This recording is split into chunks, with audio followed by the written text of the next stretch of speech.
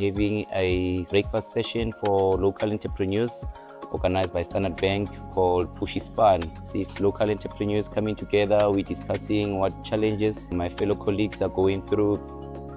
My name is Tebogo Phiri, owner and founder of the popularly known This Open Pub and Restaurant. We're based in Middleland Zone 10 in Soweto, South Africa. I think as soon as you hear Pushy Span as a fellow Sowetan, it gives hope that they still cooperate, still saying Pushy Span, meaning whatever you do, Pushy Span. It inspires an entrepreneur like me to invite aspiring entrepreneurs and say, come, let's have these conversations. Most entrepreneurs, they walked away with quality knowledge. The message from me as an entrepreneur in Soweto is that township is the future. If corporate and government can really give township the attention that it deserves, the country will be at a better place. Most of the time, once you start business, you tell yourself that I'm small. But the bank says even that 100 Rand goes a long way. So it's exciting when we get corporate like Standard Bank saying, we know what you guys are going through. Let's gather and let's push Span.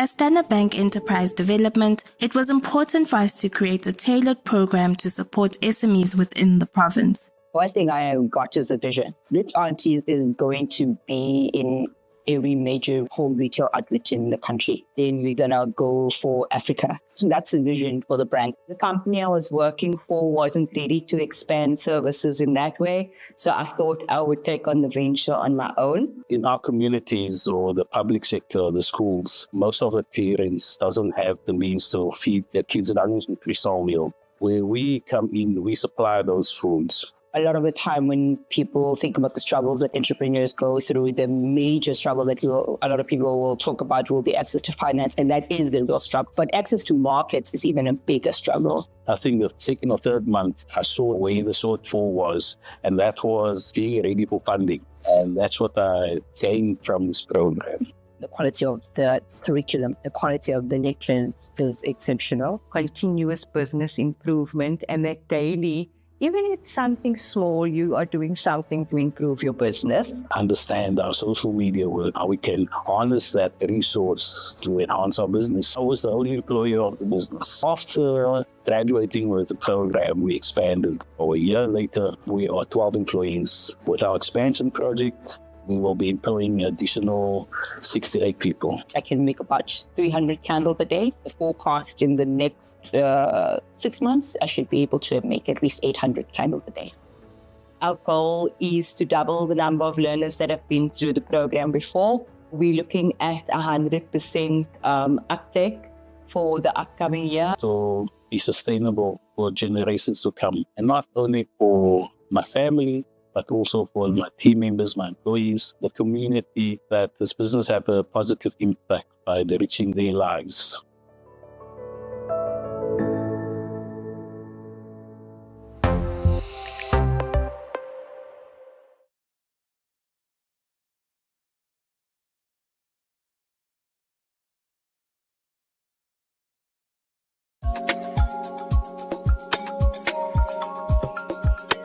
Having a breakfast session for local entrepreneurs organized by Standard Bank called Pushy Span. These local entrepreneurs coming together, we're discussing what challenges my fellow colleagues are going through. My name is Tebogo Phiri, owner and founder of the popularly known This Open Pub and Restaurant. We're based in Middleland Zone 10 in Soweto, South Africa. I think as soon as you hear Pushy Span as a fellow Sowetan, it gives hope that they still cooperate, still saying Pushy Span, meaning whatever you do, Pushy Span. It inspires an entrepreneur like me to invite aspiring entrepreneurs and say, come, let's have these conversations. Most entrepreneurs, they walked away with quality knowledge. The message from me as an entrepreneur in Soweto is that township is the future. If corporate and government can really give township the attention that it deserves, the country will be at a better place.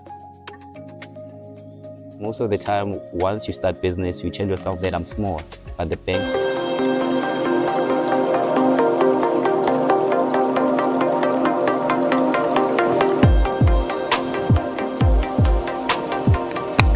Ladies and gentlemen, good morning. Sure, not even one person is in the room. I'm going to try that again. Ladies and gentlemen, good morning. Oh, that's a whole lot better. Good morning and a very, very warm welcome to the Standard Bank SME Summit in partnership with Business Day. My name is Nozipho Shabalala. And it's such a privilege. It's such a privilege to be on a stage in South Africa in a conversation whose time has definitely come. There are about maybe 100 or 200 of us going to be in the room shortly, but I do want to acknowledge the almost 1,000 people that have been waiting for us online who are really wanting to be a part of this conversation. Can we give them a warm, welcoming round of applause as they join our conversational space? I want to take a moment just to pause and frame the why of why we're here. We think about the theme, which is connected for growth. And that speaks to me as an entrepreneur of an SME myself, an SME that is operating in international markets and constantly seeking to break into new international markets, even as we try to do work here in the local market. What Connected for Growth might mean. And so today is about a response to that very question. How do we begin to look at the opportunity of breaking into international markets? What might it mean to navigate some of the trade barriers that we might find en route there? But in addition to that, have we overlooked the role of digital transformation in helping us to address some of the strategic and the operational challenges that might be impeding our SMEs from making the most of those opportunities? So, like you, I'm also on a mission. I'm on a mission today to make sure that I'm not only walking away from an experience, but walking away with tangible, practical insights, tools that I can go and embed in my business as early as tomorrow. And we know that when Standard Bank is in the room and when Business Day is in the room, it's going to be more than just a conversation. One of the ways in which we can live up to that, to make sure that the next couple of hours are more than just a conversation, is by stepping in to the conversational space. And what I mean by this is that we're going to have 2 panel discussions today. We've got fantastic panelists who are really well positioned to deliver these insights and these tools and these practices. But it's your voice that I'm looking for. I don't want us to spend the hours here speaking at you. I'd very much like to be in conversation with you.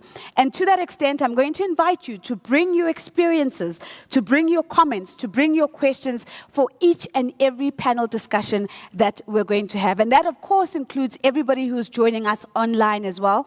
I do have a device that I'm going to be keeping on my lap. And so if you're online, please shoot me through your comments and questions, and we'll integrate your voice into the conversation as much as possible. But I also have another invitation, and that is an invitation to give a few prizes away. I'm going to give the prizes away towards the end, so one incentive to stay right until the end. But one of those prizes is a point-of-sale device, courtesy of Standard Bank. Another one of those prizes is a seat on the Enterprise Supplier Development Program, which is kicking off in August. I'm going to tell you just before we close how you can potentially be the winner of those 2 prizes. And then the last prize is for 2 women. We know August is coming up, Women's Month. We've got 2 seats to give away to the Standard Bank Women's Breakfast, which is taking place on the 6th of August.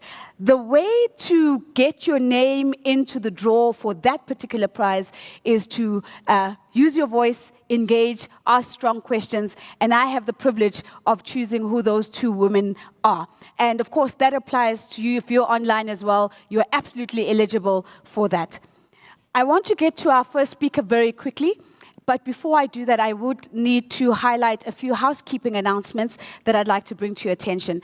The first of these is that if you've missed the Wi-Fi, at the registration desk. It is the Standard Bank SME Summit Wi-Fi, and the password is SME 2025 exclamation, SME 2025 exclamation. We are encouraging you to keep your phones on because we'd love for you to tweet, to Instagram, to share on LinkedIn using 2 hashtags. One of those is hashtag rising above the noise. I just want to make sure that I've got that right. Above the noise, and then the second hashtag that we are going to be, so rise above the noise, excuse me, and the second hashtag is SB loves me. So hashtag SB loves me, hashtag rise above the noise. The ladies and the gents, for the people in the room, are out of the main doors, and then to your left. Please look very carefully at the male and the gents icons. I was told they look very similar, so we want to make sure we get that right. In terms of the smoking policy, you're more than welcome to take a smoke break on the balconies outside, should you wish to do that.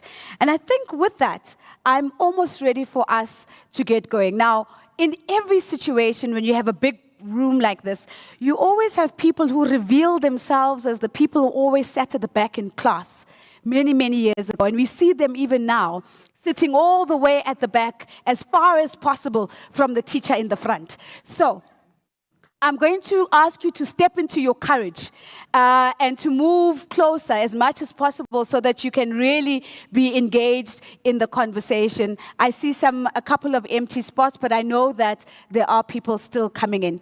And so to give us our opening remarks, we've got 2 speakers before we go into our panel. Our first speaker is the head of enterprise banking for Gauteng at Standard Bank. I'm going to ask you to give me a very warm round of applause for Madame Lagini Govender. Let's give her a big round of applause.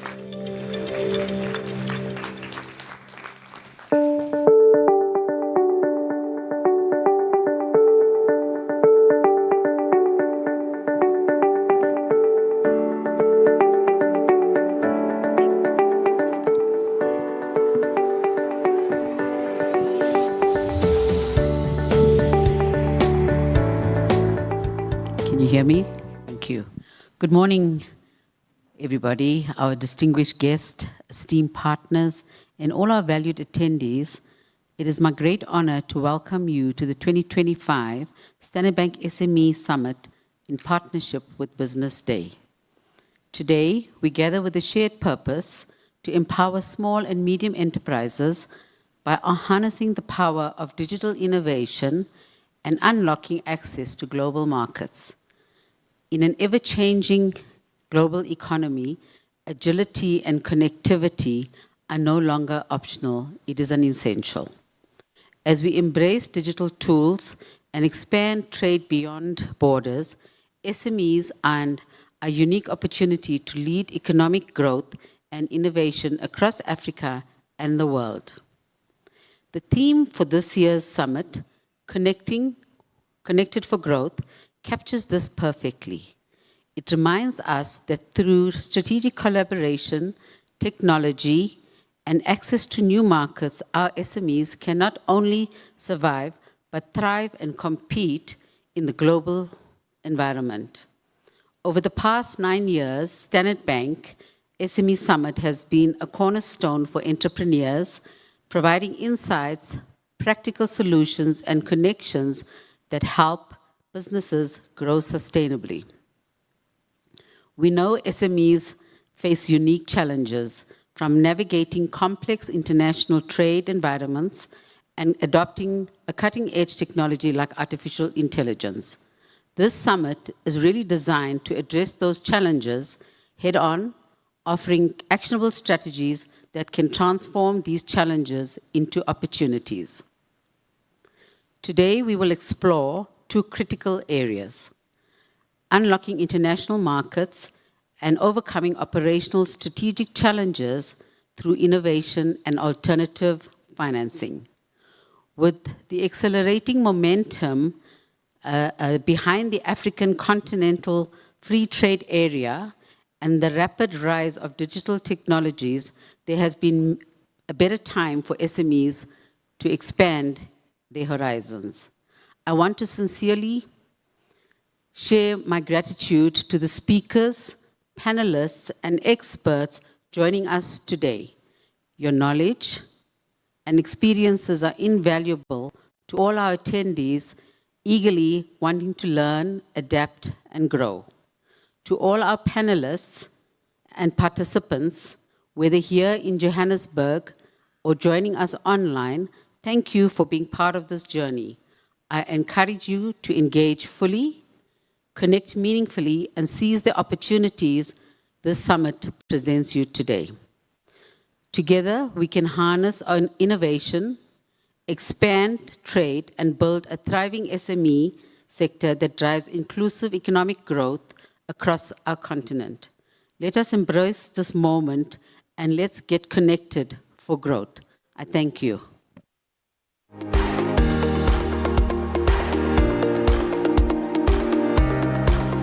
Absolutely fabulous. Thank you so much, Lagani, for not only inviting us to expand our horizons, but doing that in a very practical way, bringing into the room the African Continental Free Trade Agreement as a tangible opportunity for small and medium-sized enterprises to begin to tap into, to make the trade conversation a positive one, even as the broader trade landscape seems to be a little uncertain. And of course, we're going to be getting into all of these things to say, how do we strike that balance? How do we make the most of the fact that we already are on the continent, but how do we do that at the same time as we look at markets and opportunities that are off the continent? Our second speaker to extend their opening remarks is the acting editor at Business Day. Ladies and gentlemen, please give me a warm round of applause for Mr.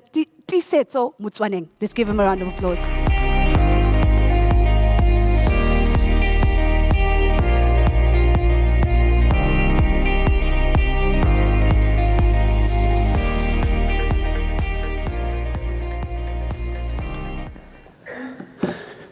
Is my mic on?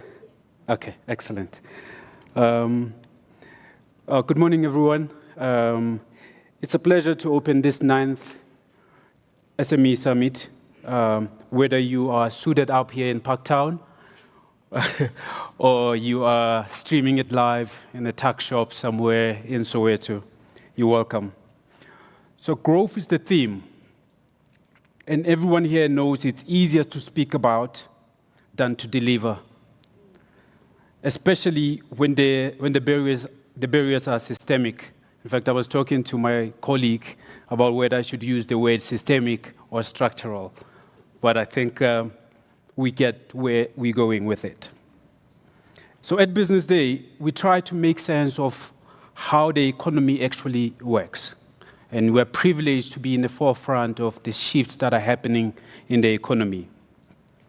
And sometimes that often means we not only in the boardroom or look in a boardroom in Sentin or looking at spreadsheets. It means looking at the SME sector, especially the informal edge, its informal edge.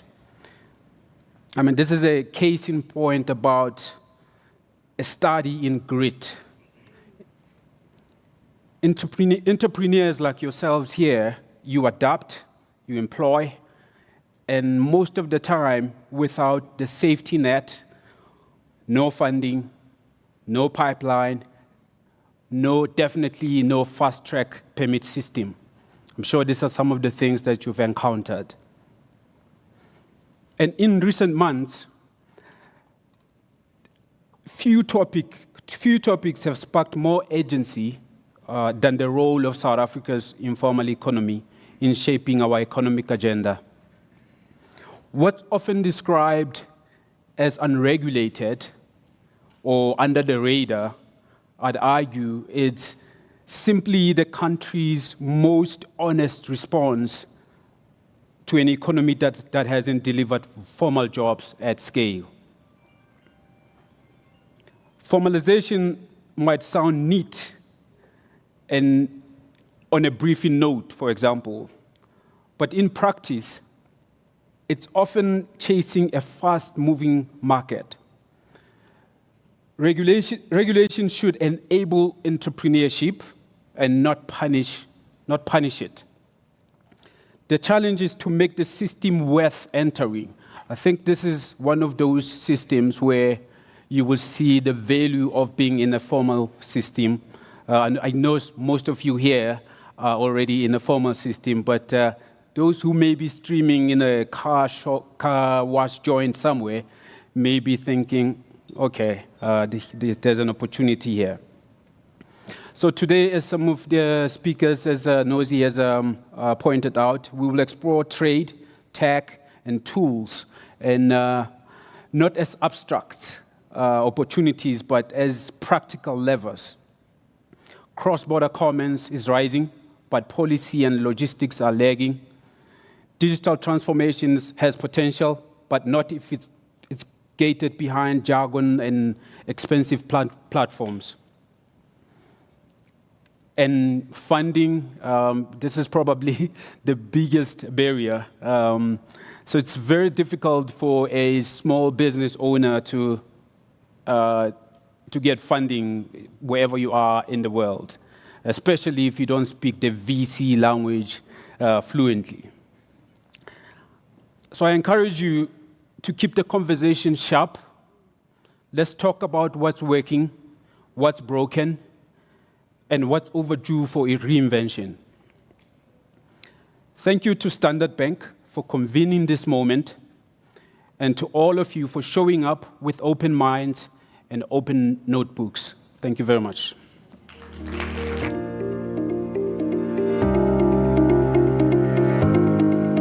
I'm not sure why the applause seems to be very on the stingy side this morning. So can I just ask one last time for Tisetso? I mean, we can do a better job than that. And Tisetso, I asked for another round of applause because I think you've charged us with the provocation this morning. The one is that maybe we can have conversations that speak to both the structural and the systemic, and to do that in a really practical, tangible way. But your closing statement says, let's keep it sharp. Let's focus on what's broken, what's working, and what's overdue for reinvention. And I can't imagine any clearer call to action about the kind of conversations we're going to be stepping into now. The survival of SMEs need not be a study of grit. That's where we find ourselves now, but I think we can begin to change that narrative. I'm ready for the first conversation. I hope that you are too. This first conversation now is going to take us oorkant, as we could say. We're going to really begin to look at this conversation around international markets. What does it really take? What do we need in terms of trade finance support and other forms of support to really break into international markets, but also to thrive and be competitive in those international markets? How do we make sense of all the noise that we're hearing around the global trade story, and how do we distill that noise to really hear the signals of what we can still do despite and notwithstanding what we hear? I've got three fantastic panelists who are going to be joining me up on stage. I'm joined by Thembi Dlamini. She's the head of Africa-China Banking in the Business and Commercial Banking Division at Standard Bank. Let's give her a round of applause. Thembi, welcome. Luthando Vuba, who's here and apparently hasn't forgiven me for asking him difficult questions at another conference earlier on in the year, and I was confronted this morning. So I'm going to try my best to be nice and to be fair, but Luthando is the executive head of international trade, also in the Business and Commercial Banking Division at Standard Bank. Let's give him a big round of applause. Fantastic. And then I'm so excited to introduce this third speaker because I had a very simple one-liner for him. I was going to introduce him as the companies and markets editor at Business Day. And then the acting editor came to me and said, do you have any idea who this is? This is the reigning journalist, Standard Bank Journalist of the Year. This is a multi-award winning voice of business. So ladies and gentlemen, please help me welcome Kabelo Khumalo to the stage. Thank you so much. So you'll see that I'll have my cell phone on me, and that is to really keep my promise to the online people to say that I've got my device so that if there are any comments or questions that you're putting through online, I'm able to get them and bring your voice into the conversation as well.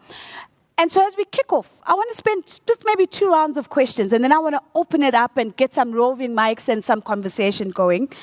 But Luthando, maybe and I promise it's not a hard one, to help us frame the conversation.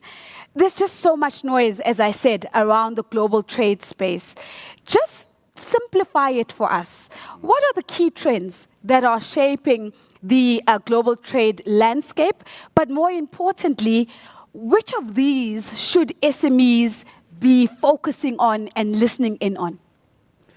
Thank you, and good morning to everyone in the room and to those online. Very good question, I think, to get us going. If we look at the theme of today, it's connected for growth. And I think a lot of what I'm going to speak to is on that first word, connected. So what we're seeing globally, no one is immune to this, no one has not seen, it's been quite a shape-shifting, dynamic environment in terms of geopolitics, in terms of what we're seeing that's coming from the US, but also how other sovereigns have responded. Trade tariffs has been the talk of the day, and we've seen trade tariff experts overnight. But what is happening is, while that is at play, what we're getting from business on the continent, other regions, is that there's a double down on wanting to then do business, because the geopolitics are creating the uncertainty, but if the interest is common with business, there's that. Coming out of the US-Africa Business Summit just 2 weeks ago in Angola, for the first time, I noticed that it was heavily, from a US side, led, and in terms of representation, by US business. Sure. And the conversations around where we want to focus on which sectors fund and do business, led by US business, rather than what we've seen in the past, where that has been always championed by the US government representation. What I found is consistent with this observation. When we look at our flows, in terms of what comes from regions such as the US, those are growing year on year. So I think I just have to shape that there's what we see, there's what's being publicized, but then there's also almost like a different or disconnect, if you like, Sure. Of where business is globally with what we're seeing with geopolitics at play. It's been an uncertain environment, inflationary pressures in other regions affecting regional supply chains. And regional supply chains are very important to what I was talking about around being connected. Yeah. The other thing I need to touch on around global growth was projected to be growing at around 3.3, 3.4%. That has been revised down to around 2.9% around these three key points of the slowdown in growth, persistent inflation, and then the increased uncertainty. AFDB and IFC have predicted that for 2025, the fastest growing economies, the top 10 fastest growing economies, 6 of those are in Africa. This is what I want to take the conversation to around framing this, that there's uncertainty. The Middle East war continues to put a strain on the logistics routing through the Red Sea. We continue to have the tension, although there's a revisit around the table between China and US, but what increasingly is happening is how that is opening up opportunities for other regions, such as Africa, particularly small businesses that are looking at new markets to grow to, because as you have that shift or disruption in those supply chains, you're having those businesses looking at alternative. So we've been seeing, even in the last year, US companies, retailers coming and all over African markets trying to source from produce or to packaged goods, and they still continue to. Programs are being put in place by the likes of Walmart to see how do they work with suppliers here and to make sure that it meets the standards required in the US. On China's side, you would have seen recently an announcement from the Chinese government that all 53 African countries are now able to export goods to China tariff-free. So the shifts, the way I'm looking at it as a business, all opportunities. Is it uncertain? Certainly, but it's all opportunities, and I think it's opening up less so the big players that will be able to then tap into these opportunities, but even small and medium-sized businesses actually perfectly are poised for that, because the agility that small and medium enterprise has compared to the bigger business is much more. Then I want to touch on particularly on the connected link to that, Trade policies that are beneficial trade policies, we have a go where there's uncertainty around that. Will they be renewed in September? We have AFCFTA that has been rapidly gaining momentum, actually doing trade under the free trade rules with the guided trade initiative. And one of the key focus sectors, not limited to, is automotive, but also packaged goods, consumer goods under the AFCFTA. And then you have this announcement by China that I just spoke to. I have to say that for me, particularly for SMEs, if I think about SMEs in the region, in SA, consumer packaged goods in 2015 was around $1.5 trillion. That moved to about $1.8 trillion in 2018. And for 2025, Brookings is predicting that to get to about 2.1 trillion, and by 2030, that'll be $2.5 trillion.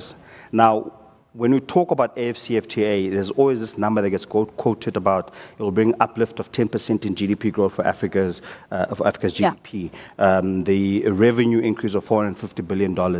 And it can always sound very vague and like, or too macro.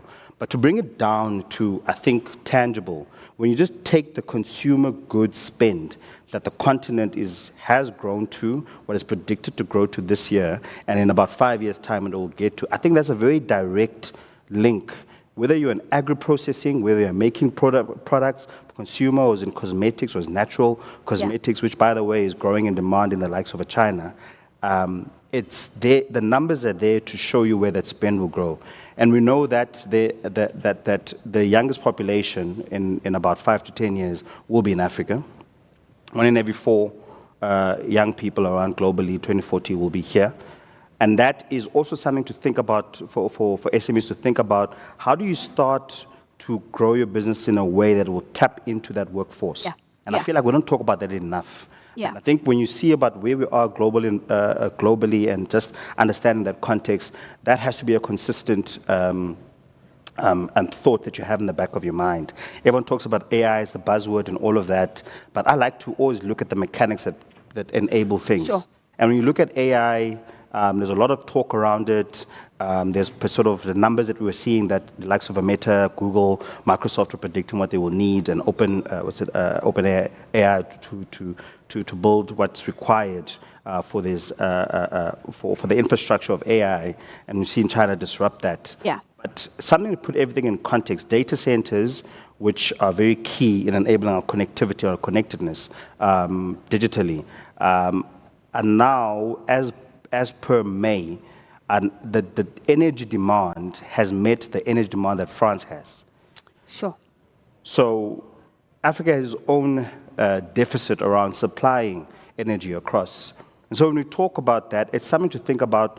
How do we start to accelerate more participation of IPPs and just the opportunities around the energy space, because the demand will just continue to grow. And AI data centers need even more energy than the usual data centers. I'm going to pause you there, because I think I'm looking for Fabian, because at some point Fabian is our AI expert, and he's going to have to defend and speak to this idea of, how do we, when we still have 300 million Africans without access to electricity, how do we make the most of the opportunity while meeting some of the other needs? But Lutando, I let you speak for quite a while, because I think your framing is really important for the conversation that we're about to have. And if I can just lift 1 or 2 things from there. The first is just a clarity on the disconnect or the divergence between government/politics and business, and that business continues, and that there's a hunger to continue to do business irrespective of what we're hearing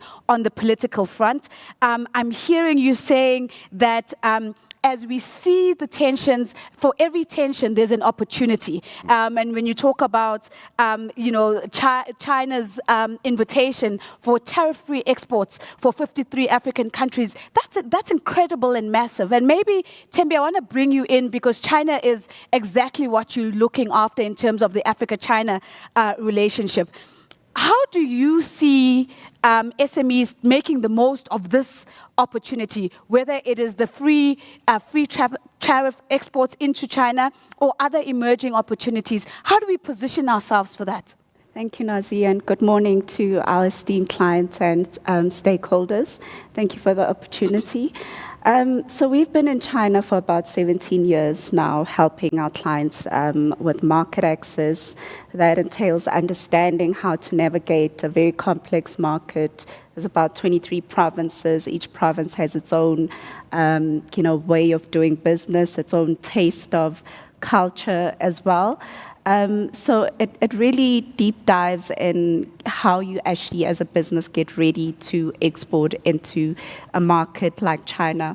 One of the things that we often encourage is for these strategic partnerships that are in and around your ecosystems, including a bank such as Standard Bank, and how you tap into the resources that we have available for you as a business to understand the market much better.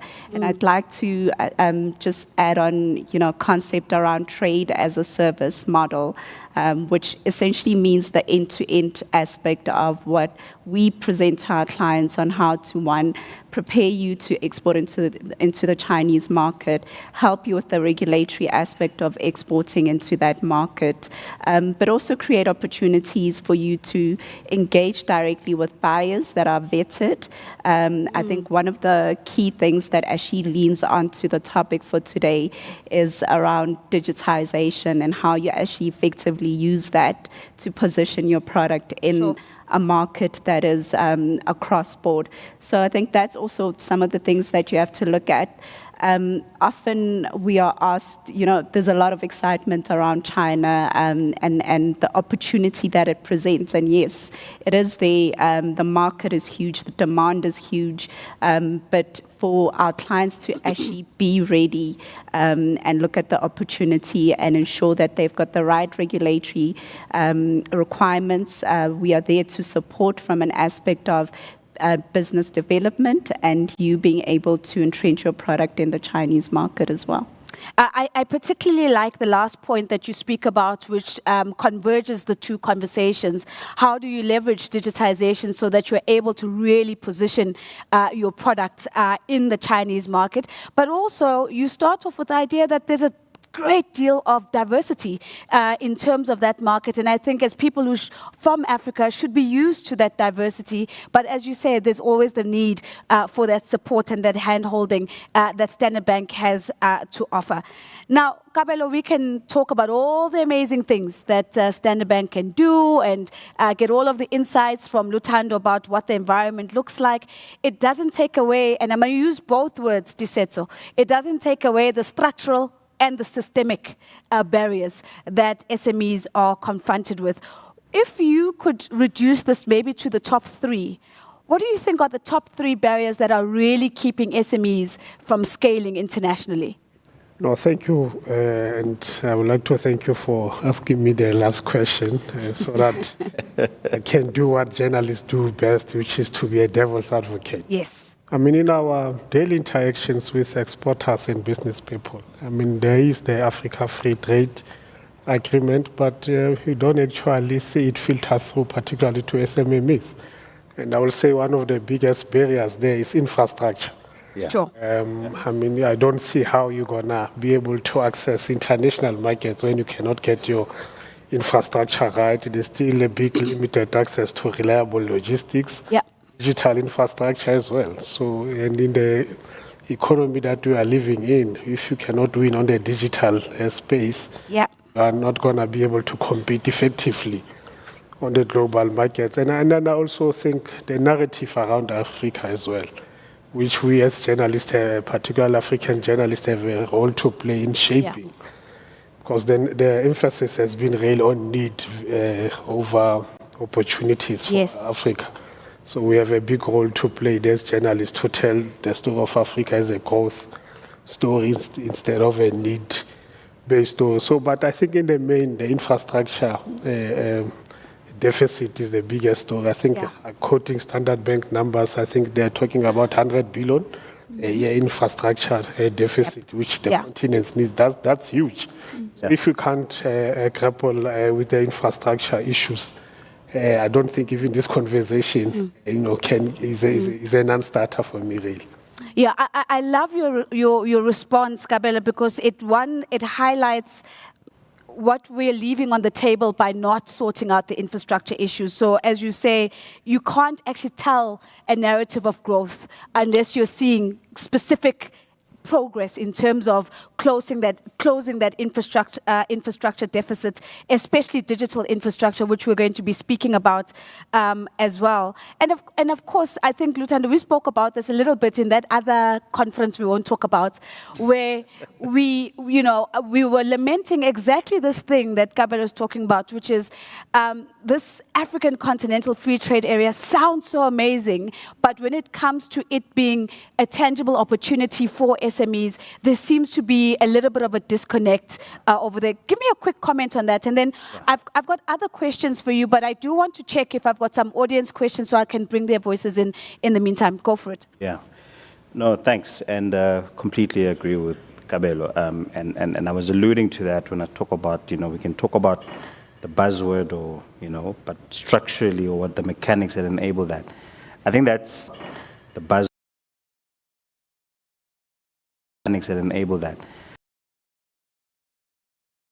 Barriers for the AFC.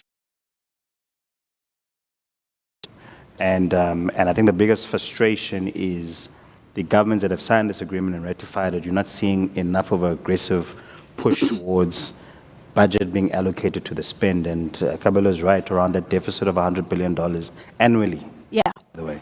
So that shortage is annually. And over-concentration of moving goods on the continent on road transport. I'm no freight or logistics expert, but that is the more expensive way to move goods. And it's subject to all sorts of inefficiencies around, delays at the border posts, etc. And something that keeps coming up, and we lobby the Secretariat, is how do we to make work of the air routes? How do we bring in the commercial airlines? How do we and start to discuss, what routes could actually help? Could be short-term, could be a medium-term solution, because there's a lot that needs to be done around the railroad, ports infrastructure to get it to really be competitive. So that's one area that I think we don't have the Secretary in the room, but I think that's one area that really could help unlock, and especially with the goods that can be moved via air. The other non-tariff barrier linked to the infrastructure is just where we are at efficiency levels at the border posts. Sure. I want to highlight that whenever we think about these things, we often are looking outside internationally or to the West. But the EU, as part of its development, one of the things that they did is having a single customs window, which makes it easier when you're then traversing at borders and you're moving goods. I want to say to everyone in the room, East Africa Customs Union already has that. And that has improved both cost and time things quite significantly. Goods now that from Mombasa to Tanzania, an average cost of $5,000 to $3,000. Sure. And I think they've cut down delays by up to a week. So I say this they're quick wins. Yeah. They're the wins that will take time, such as the hard infrastructure. And I think these are things that ought to be really taken up. And again, we don't have a SACU in the room, but I think you have another, customs union on the continent. Why not be and paste? And most of intra-African trade that currently happens on the continent, which accounts for around 16%, is happening in the Southern Africa region. So I think there is the problem, and there's something that needs to be done around it. We as Standard Bank are part of this B20 process, and we're raising the voice around this, but there are these other areas which I think low-hanging fruits that can actually bring relief, enable more intra-Africa trade in the short term. So definitely inefficiencies, but as you're saying, there are pockets of excellence that we should be replicating. I mean, we talk about economic corridors all the time, and what you're saying is that we're seeing it working in East Africa. So how do we replicate that more broadly? My phone is going crazy because the online people have 107 questions lined up for all of you. So what I want to do is I want to make sure that we hit a balance. I want to maybe take 2 questions in the room, 2 questions online, and then let's see what we can do with those. I can see a hand already here. Do I have another hand in the room? Otherwise, we just let online run this show. Okay, fantastic. Thank you so much. Can I get a roving mic? Madame in the red is going to give us our first question. If you could please very briefly introduce yourself and then put your question. And then what we'll do is we'll take all 4 questions and then I'll allocate them accordingly. Please go ahead. Thanks, Nosy, for the opportunity. My name is Kapano, and so I've got 2 questions. So the first one around international trade and the barriers. One of the challenges, and let me say from my experience, is trust. If you're going to be dealing with somebody in a foreign country, you don't have access to verify, to vet the legitimacy of the business you're working with. And we know we've got some countries don't have a good rep in terms of, being honest. So what role does Standard Bank play? And of course, Thembi, you spoke more about the China integration or assistance in that way. But in terms of Africa, I mean, we've got a big opportunity to trade across the continent. How do you guys support that? And from a China-South Africa trade opportunity, what are the key areas or key products that you see as great opportunities for South African SMMEs? Thank you. No, great questions. Thank you very much. The question of trust and the question of specific opportunities that we're seeing an appetite for out of the Chinese market. To the gentleman who had his hand up, can you keep your hand up, please, sir, nice and high? Thank you very much. And then we'll go online from there. Please go for it. I'm going to try and speak the VC language fluently. Go for it. So my question is framed just around a very general theme. I think Disetso spoke about someone in Soweto, Lutando mentioned infrastructure, Kabelo mentioned infrastructure, and given all these inefficiencies and all the opportunity that lies locally, how are we then, or how would the bank, first being Standard Bank, and how would SMEs then be poised to take advantage of digital transformation, the buzzword AI, to first solve the inefficiencies locally? Because if SMEs can start to solve and perhaps take on a bit of this deficit, then we can fix ourselves, which would then position us to take advantage of the insights and the knowledge to take advantage of future employment. Like Lutando said, how are we poising ourselves for that working class? And then how do we then, once we've solved our own issues, take advantage and leverage ourselves to export internationally? Because when we say global trade, we like to look at China, the West, Europe, but would global trade, or would it not be expanded trade even across Africa before we go abroad? Okay, I missed your name, please, sir. Oh, Musa. Musa. All right, fantastic. So we won't put the silly questions. There's a question that says, Standard Bank, can you please just give us a crash course on how to do our taxes? So we won't put that. we won't bring that one into the conversation. Please, so please filter for me so I'm not seeing those. There are some really fantastic questions online as well. But I want to maybe start off with, to come to you, Thembi, on the question of trust, because you spoke about, verification is important. How do we know that these are credible partners? But also, I want to just bundle it up with the question that I'm seeing online, where somebody says, Sbongile says, how do you tap into global markets and feel like it's not a scam? So we are traumatized people by these scams, clearly. But on the question of trust and getting credible partners and knowing that you're not throwing money into big black hole, how does Standard Bank support? Yeah, so that's a very good question, and thank you for that. I think, and I'll start on the China aspect. I think we've really bedded that down, particularly because we have our strategic partnership with ICBC. In fact, we just launched the business matchmaker platform that actually gives our clients access to their clients in about 49 countries. Now, you would all understand how you get onboarded as a business to a bank. That entails that verification and that trusted relationship that you now have with a Standard Bank or another bank in a Stanbic in another country. So we leverage then our ability to utilize their reach in the Chinese market. We work and introduce our clients to their clients. So by the time you're actually engaging this individual, one, you know they want your product, you know what product they're looking for, you know who they are from a profile perspective. But on the other hand, we know what the other party is also trying to get in terms of the product and quality, and what they're trying to source. So we do that due diligence aspect.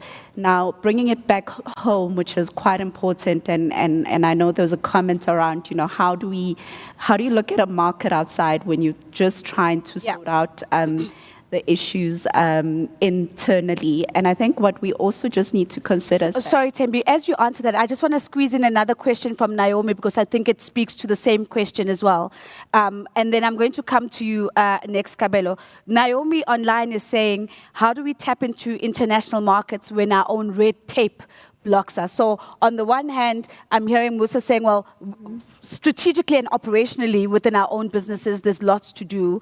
But I want you to, in your response, to also add in the dimension of the red tape, in a way, constrains and hinders SMEs in any event. Over to you. Yeah. So as businesses, I think, we've seen it particularly, and I'll touch on the aspect of trade protocols, which are quite important, because as a business, there's certain products that you're actually only allowed to export into a certain market. And that is off the back of the bilateral agreements between two governments. And I think Lutando touched on it in his opening, is the voice of the business, especially when you are actually not seeing the participation that is required of approving certain protocols. We've seen a lot. I'll make an example of the avocado protocol. That was something that was in the works for many years. We, as a private sector, lobbied. The agricultural body that looks after the avocados, they lobbied. And then eventually the voice came through that, as South Africa, we want to export our avocados to a market such as China. In fact, I think on the African continent, it was just Kenya that could export to the Chinese market. So it's important to be part of that voice as businesses, particularly when you're looking at red tape. But going back to the trust aspect and what is important on some of the solutions that are available and you have access to, again, around the payment aspect, how do you actually pay the person across board? What are the solutions that are available to you? How does that impact your working capital? We touched on some of the trade barriers that are there. For instance, if your products are stuck at a port, what do you do? Because you're losing revenue as a business. And I think for me, it's just understanding the value chains that are immediately around you and accessible. And I think one of the most important ones is the relationship that you would have with your bank, to tap into that. So I'm going to pause you there, because I think that's really fantastic. I want to bring Kabelo's voice in on the question of trust, not on the China aspect, because another part of the question that Kopano was asking is on the continent. I don't want to call out people's flag colors, because we're going to be exposed. But I think it's an important conversation where we're saying that in opening up a market, we're wanting to see a faster, more seamless movement of goods, products, people, services, money across different African markets. Now, if we ourselves have a trust deficit because of particular ways in which we've shown up, how do we work on that narrative? How do you write about that? I mean, how does that fit into your story of African growth? No, it goes to my first point, really, to say, perception around Africa is one of the barriers. It talks to that trust. I mean, we can call out names, but when a South African meets, for example, a Nigerian, they automatically think 419. So how are you going to do business with that person? So the narrative around Africa has to change. It does not mean that automatically by being African, you are corrupt. but also it lends also to governance. I mean, our governments in most jurisdictions are not doing us any favors based on corruption that we are seeing even here at home. So it's a difficult one because we also, as journalists, we cannot write about things that don't exist. Yeah. If there's a saying that a good newspaper is a society reflecting itself. Or if a society is corrupt, the narrative will be corrupt as well. Yeah. So a good newspaper is a mirror of the society with about which it writes. And business day is. Yeah. And we had to put in a plug there. You want to add in there, Lutando? Go for it. I just want to supplement on this question around access to market and trust. And Tembe has touched on it, and I think even on the continent, that's the role. That's what we as the bank see our role is to businesses, that we're really a partner for growing and trade, or whether it's on the continent or internationally. So one of the things that we can offer around this trust element is that we are in 20 African markets, so we can connect you to our clients. So already it deals the trust vetted, who is this business party that I'm dealing with? I mean, who better to trust than the bank that knows the entity on the other side? Furthermore, we have strategic partners in each of these markets, which will be either chambers of commerce or trade association, export promotion bodies. So we also leverage them, who too are mandated by government and have, that vetting element to these entities.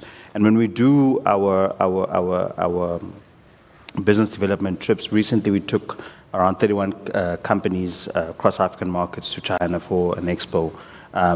That's the trust element being dealt, because the B2B matchmaking that we organize for them and some of the other buyers we put them in front are vetted buyers that we've gone through a process. So that's what we have in place, and we're looking to grow and expand that with other regions as well. So that's our first thing I wanted to address. And then around the structural barriers to be export ready and all of that, we are trying to partner with our colleagues in government, such as DTIC, and we know that they have an export readiness, an export, it's almost like a test that you do that will tell you what else do you need to do to have in place to be able to be export an assessment ready. of sorts. Exactly. So I think the resources are there in some aspects. Maybe there's the awareness, visibility around these, and I think it's a very helpful tool, because then we're not, it's not a spray and shoot. It's very specific to you as a business and understanding what else you need in place. So that you are able to export. And then the point that Tembi made, I want to balance with that tariff-free announcement by China, is that whilst there's a tariff-free announcement, the trade protocols didn't also overnight go with that announcement. So the likes of Botswana, there's a huge demand for beef, especially African beef in China, huge demand generally when it comes to food products, because it's a 1.4 billion population. There are only two countries on the African continent that can export beef to China, and it's Namibia and South Africa. And currently South Africa cannot because of FMD. Botswana produces this, and it's something that is a direct opportunity for them to be able to export and put that particular product, but they don't have that protocol in place. So just wanted to practically land what that looks like. And again, governments are responsible for this, and as an example that Tembi mentioned, there's another one in Zimbabwe around citrus, that we worked with our colleagues there to lobby the government and the trade promotion body to eventually get those conversations over the line with the Chinese government. And now citrus farmers in Zimbabwe are able to export citrus to. So what I'd love to do, and I think that's so helpful, how you keep taking sort of these high-level theoretical concepts and landing them in a very practical, tangible way. What I'd love to do is to do a final round of questions, and let's see where we land from a time perspective. Now, I'm going to start off with you, Lutando, on this one. The question I had for you was, let's bring trade finance into the conversation, and particularly particular trade finance products or instruments that SMEs should be looking at. I could ask that, or I could ask you to respond to Ntabi Singh's question, which has come online. And this is what Ntabi Singh is saying. Ntabi Singh is saying, given the complexities of intra-African trade, such as inconsistent customs regimes, which we've spoken about, high last mile logistics costs, so that last mile being the difference about, whether you get your product to customer or not, and the fact that there's actually these economic corridors that we've been speaking about, SMEs seem to have a lot less access to them than some of the bigger players.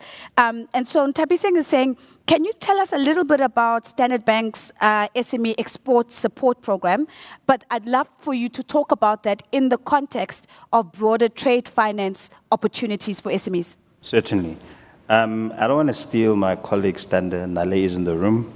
But on the exporter program, I will yield it to Tembi. Sure. But it aligns to this market access capability that I just touched on, what we do and already have in place.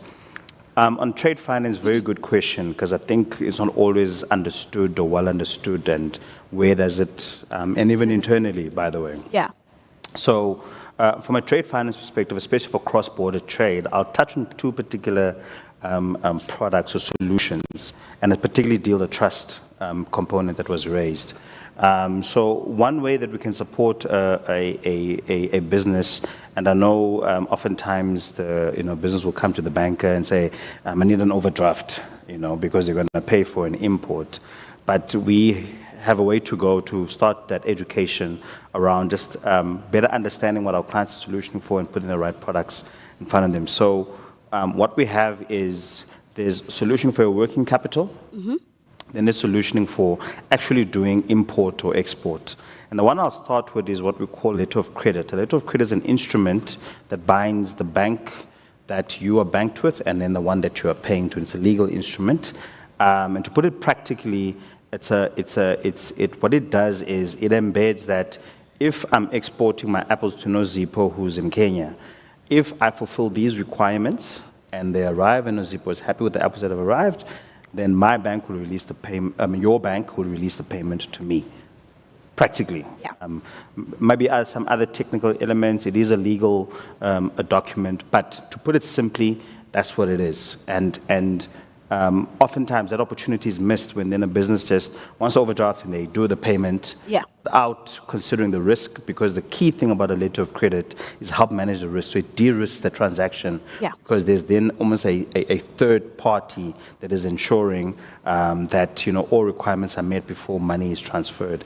So I think that is very helpful, very popular or common, that when a trade relationship is at the beginning, because we're getting to know, and then over time, then we have what we call sort of trading on open accounts. So I send my apples to you, you'll pay me. But it is one of those products I think may not have awareness, and I just wanted to touch on that first. And the other one is that the banks can then issue a guarantee where, your bank says to me, oh, Nozipho's buying his apples from you, here's a guarantee that he has the money to pay you. Sure. So these are sort of, I'd say, the two very good, strong ones that both deal the trust issue, manage the risk for you as an SME, whether you're doing the import or you are the one that is exporting the product. So that's on the trade finance piece. And I think on the exporter piece, I'll let Tembi touch on that.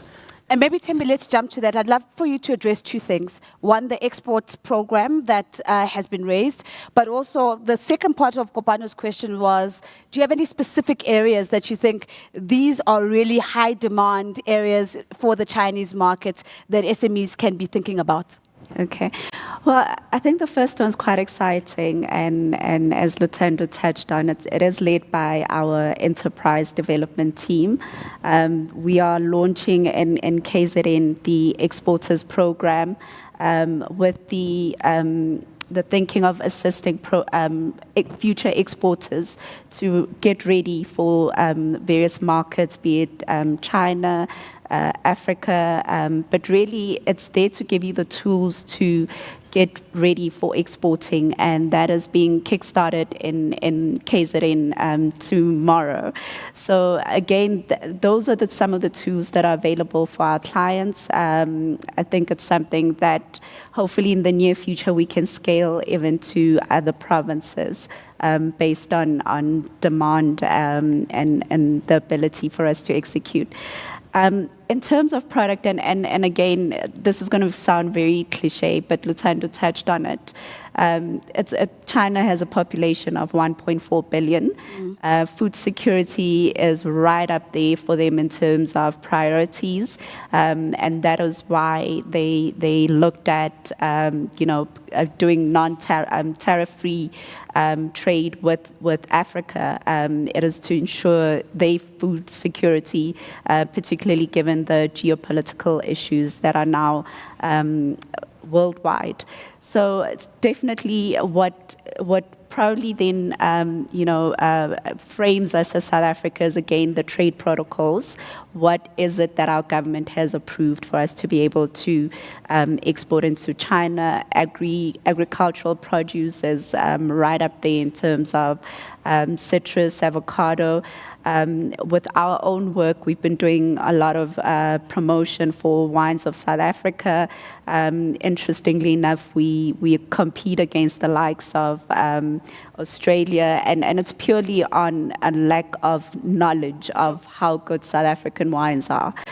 So we really have to start at grassroots in terms of education around products that are available in South Africa and markets such as China. But I think one of the easiest ways is agro-processed goods. There's a lot less regulation that comes with that. Yeah. So if you're looking at my personal favorite, and hopefully I will execute, is exporting acha to China. There is quite a palette in terms of spicy food, and I think it's something that we could probably do quite well in South Africa. But those are the types of products you look at. Macadamia is a big one. In fact, we've executed a lot of those partnerships with big Chinese buyers for our macadamia products.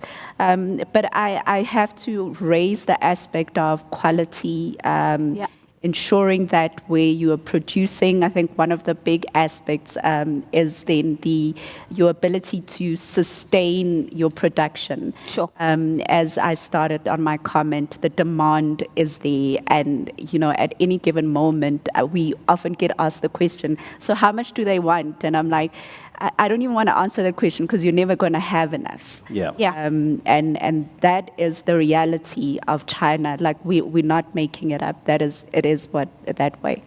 I feel like when I get home and I talk about this conversation, I'm going to say, if you're not exporting acha to China, I don't know what you're doing with your life. But it's just, yes, go for it, and then I'll come to you, Kabelo, next. I just want to supplement that great takes on China, but equally, Africa is a 1.5 billion population. Yeah. Difference is that you have 55 African countries that are that 1.5. China is that 1.4 in one country. So regulatory and all of those things is the difference, but the opportunity is still there on the continent. And I think the question around products, I want to break this up into sort of three. Think about your local market access, right? Where are the opportunities for you in this country, in the different provinces, and what your products, where the demand is, where you could play. Think about it regionally. Your neighbors, Lesotho, buy a lot from here, Botswana, Namibia, Eswatini, also common monetary areas.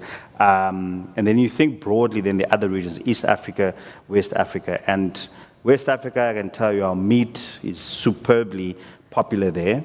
The wine, the skincare products, the full range of it, and then input products. So whether it is on the PVC side, polymers, etc., chemicals, also there's a demand for it on the continent, especially in the East region. Companies that are in the construction space or any of that, there's a lot happening in Tanzania currently, especially on input products, whether it's steel or etc. Then if you're looking at the agro side, fertilizer, agriculture remains the biggest competitive advantage for African markets, especially markets outside of South Africa. It accounts for around 20 to 30% of their GDP. So inputs are very, very, very key in that. And I think there's still too much being imported in from a fertilizer that can be produced locally. And I think South Africa has a base for that. And then from a transport perspective, there's big opportunities in that space as well. But when it comes to consumer packaged goods, I think with where South Africa's manufacturing capacity is, how developed our agri cultural sector is, it is really, it's like the opportunities here, and you are the leading front of being able to tap into that opportunity on the continent. Fantastic. One more. I want to give Kabelo, the Standard Bank people. Kabelo, I'll come to you. Tembi, a quick one. A quick one, and I think it's a big one for this particular cohort, right? It's the service industry in South Africa. Sure. Technology, and just the service industry that we give, that's also quite a big one that we can export into the rest of Africa. And I absolutely love that, this interaction between yourself, Tembi, and Lutando has just been about offloading the opportunity. Like, here it is, these are the different, so I joke about it, but I think it's such an important part of these conversations that we don't get stuck in talking about the semantics of trade and so on, but we actually get to where are the actual opportunities. So, Kopano, thank you for the question as well. So, Kabelo, one of the things I think most entrepreneurs always want to do is forward thinking. They want to be looking to the next horizon, projecting and thinking about how do I position myself not only for today, but I want to position myself for tomorrow as well. If we were to extrapolate a little bit and start thinking about what the next decade of what I would maybe say global trends in trade that could be affecting and impacting African SMEs, what do you think we should be? Do you think the future looks like in that regard? Yeah, I was going to ask you to let the Standard Bank colleague talk much more, because it is giving me story ideas as I'm sitting here. I mean, I'll follow up on the Archer story too, for example. That will make for a fascinating read for our readers. No, I think going to Lutando's point, I think the trends that we are seeing, I mean, data centers are big, and Africa has got all the critical minerals needed, really, to power data centers. But it goes back to the infrastructure impediment that we raised. If we can get that correct, I mean, there's no reason why Africa cannot be a nerve center for data centers in the globe, based on the critical minerals that reside here. And while infrastructure is a challenge, I also see it as a big opportunity. I mean, 100 billion deficit every year. It's a lot of infrastructure that is needed.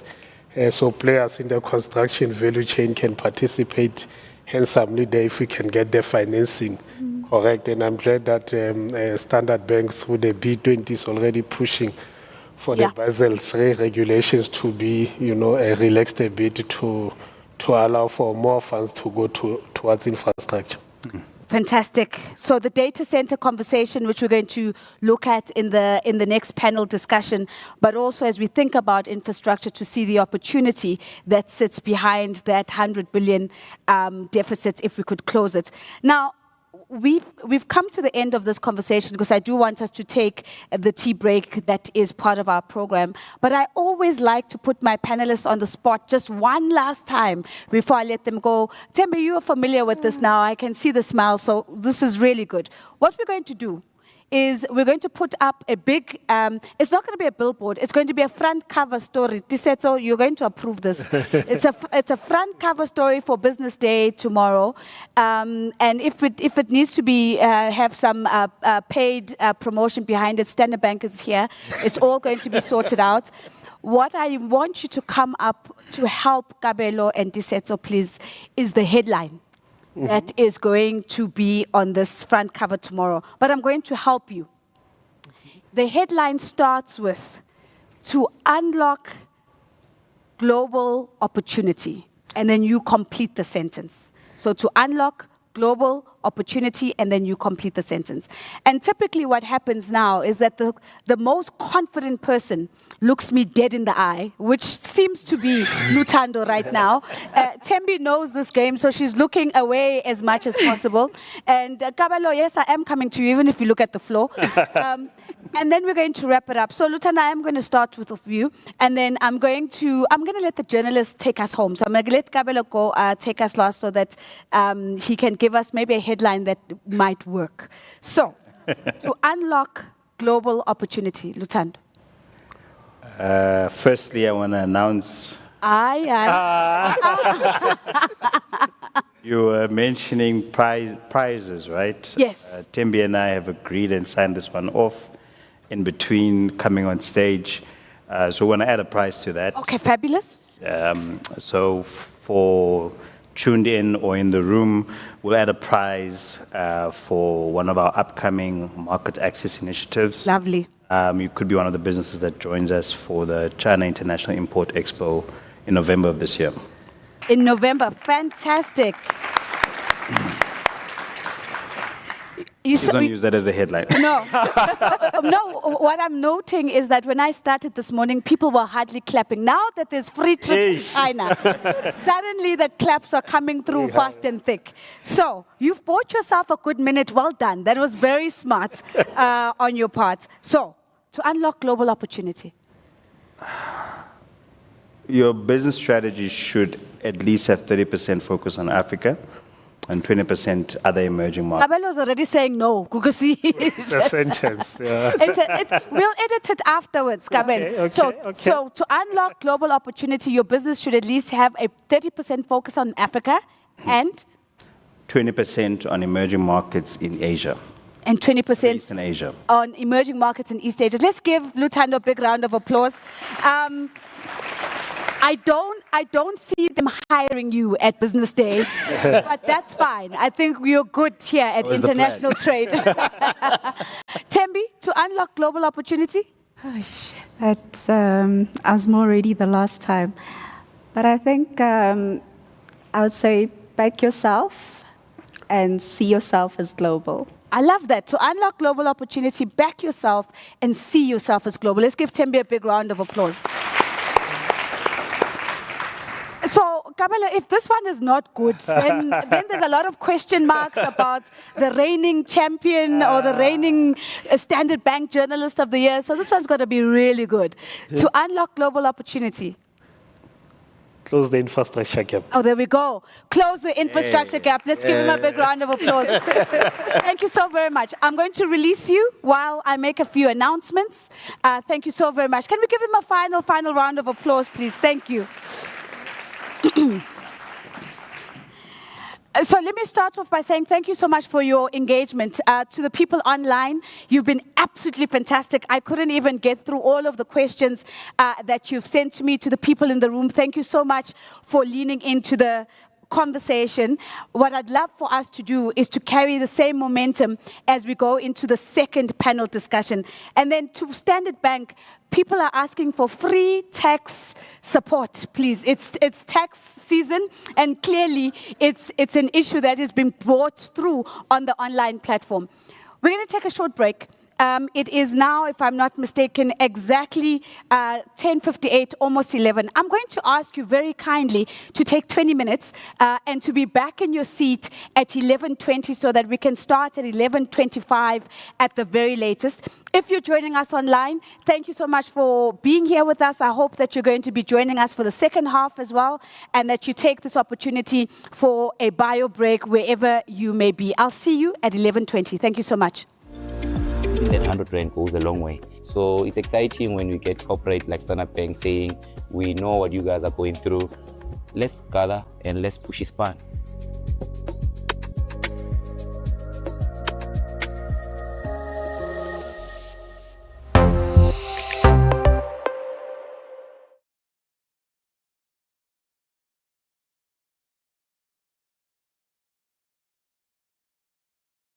As Standard Bank Enterprise Development, it was important for us to create a tailored program to support SMEs within the province. First thing I got is a vision. Rich Aunties is going to be in every major home retail outlet in the country. Then we're going to go for Africa. So that's the vision for the brand. The company I was working for wasn't ready to expand services in that way. So I thought I would take on the venture on my own. In our communities or the public sector, the schools, most of the parents doesn't have the means to feed their kids a nutritional meal. Where we come in, we supply those foods. A lot of the time when people think about the struggles that entrepreneurs go through, the major struggle that a lot of people will talk about will be access to finance, and that is the real struggle. But access to markets is even a bigger struggle. I think the second or third month, I saw where the shortfall was, and that was being ready for funding. And that's what I gained from this program.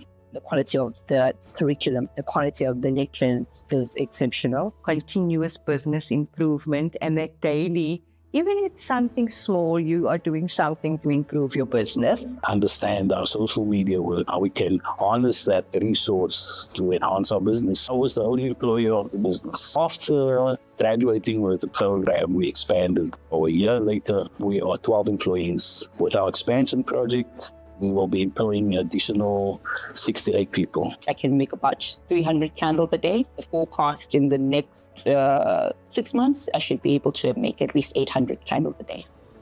Our goal is to double the number of learners that have been through the program before. We're looking at 100% uptake for the upcoming year. So be sustainable for generations to come. And not only for my family, but also for my team members, my employees, the community, that this business have a positive impact by enriching their lives.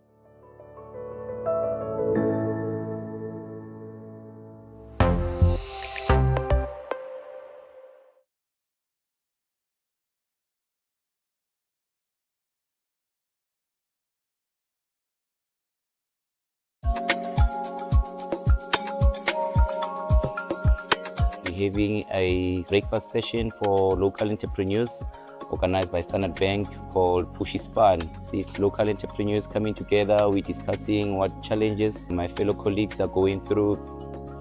My name is Debo Khopiri, owner and founder of the popularly known This Open Pub and Restaurant. We're based in Middleland Zone 10 in Soweto, South Africa.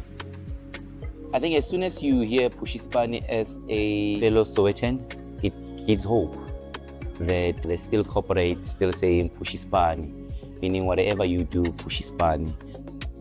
It inspires an entrepreneur like me to invite aspiring entrepreneurs and say, come, let's have these conversations. Most entrepreneurs, they walked away with quality knowledge. The message from me as an entrepreneur in Soweto is that township is the future. If corporate and government can really give township the attention that it deserves, the country will be at a better place. Most of the time, once you start business, you tell yourself that I'm small. But the bank says even that 100 Rand goes a long way. So it's exciting when we get corporate like Standard Bank saying, we know what you guys are going through. Let's gather and let's push Pushy Span.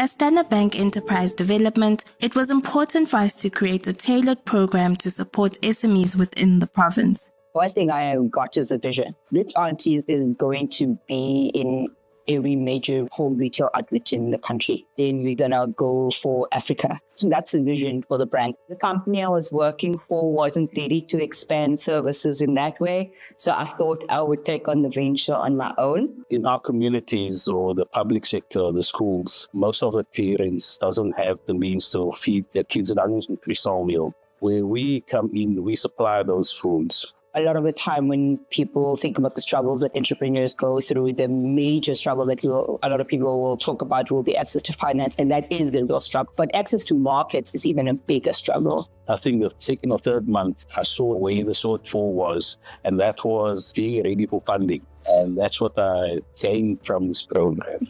The quality of the curriculum, the quality of the lectures is exceptional. Continuous business improvement, and that daily, even if it's something small, you are doing something to improve your business. Understand our social media work, how we can harness that resource to enhance our business. I was the only employee of the business. After graduating with the program, we expanded. A year later, we are 12 employees. With our expansion project, we will be employing additional 68 people. I can make about 300 candles a day. The forecast in the next 6 months, I should be able to make at least 800 candles a day.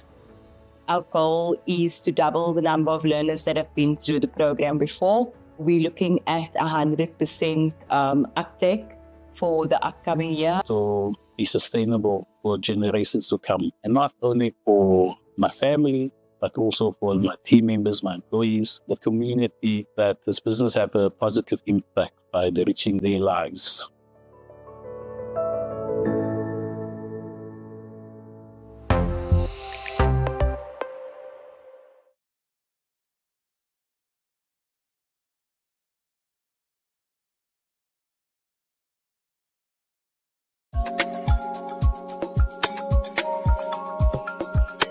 Having a breakfast session for local entrepreneurs organized by Standard Bank called Pushy Span.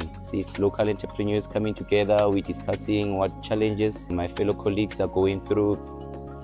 My name is Debo Khopiri, owner and founder of the popularly known This Open Pub and Restaurant. We're based in Middleland Zone 10 in Soweto, South Africa. I think as soon as you hear Pushy Span as a fellow Sowetan, it gives hope that they still cooperate, still saying Pushy Span, meaning whatever you do, Pushy Span.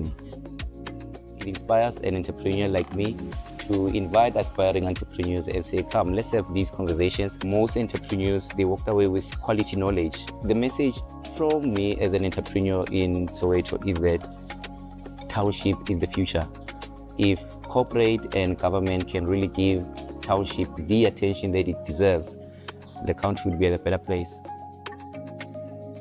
Most of the time, once you start business, you tell yourself that I'm small, but the bank says even that 100 Rand goes a long way. So it's exciting when we get corporate like Standard Bank saying, we know what you guys are going through. Let's gather and let's push his Span.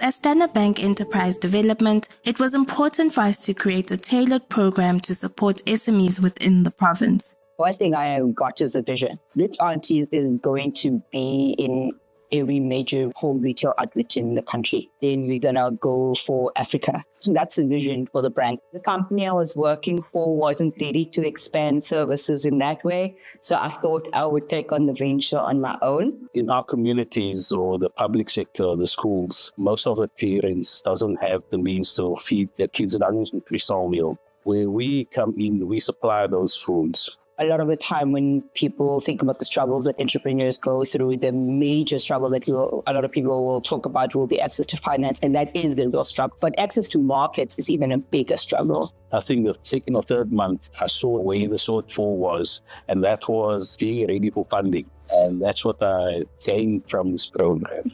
The quality of the curriculum, the quality of the lectures is exceptional. Continuous business improvement, and that daily, even if it's something small, you are doing something to improve your business. Understand our social media work, how we can harness that resource to enhance our business. I was the only employer of the business. After graduating with the program, we expanded. A year later, we are 12 employees. With our expansion project, we will be employing additional 68 people. I can make about 300 candles a day. The forecast in the next 6 months, I should be able to make at least 800 candles a day.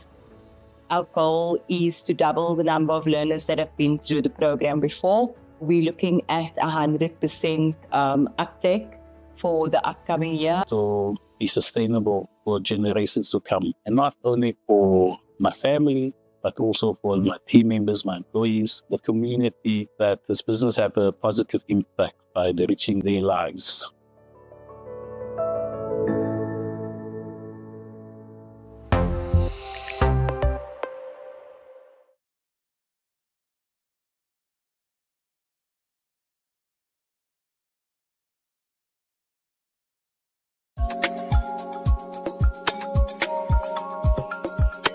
Having a breakfast session for local entrepreneurs organized by Standard Bank called Pushy Span. These local entrepreneurs coming together, we're discussing what challenges my fellow colleagues are going through.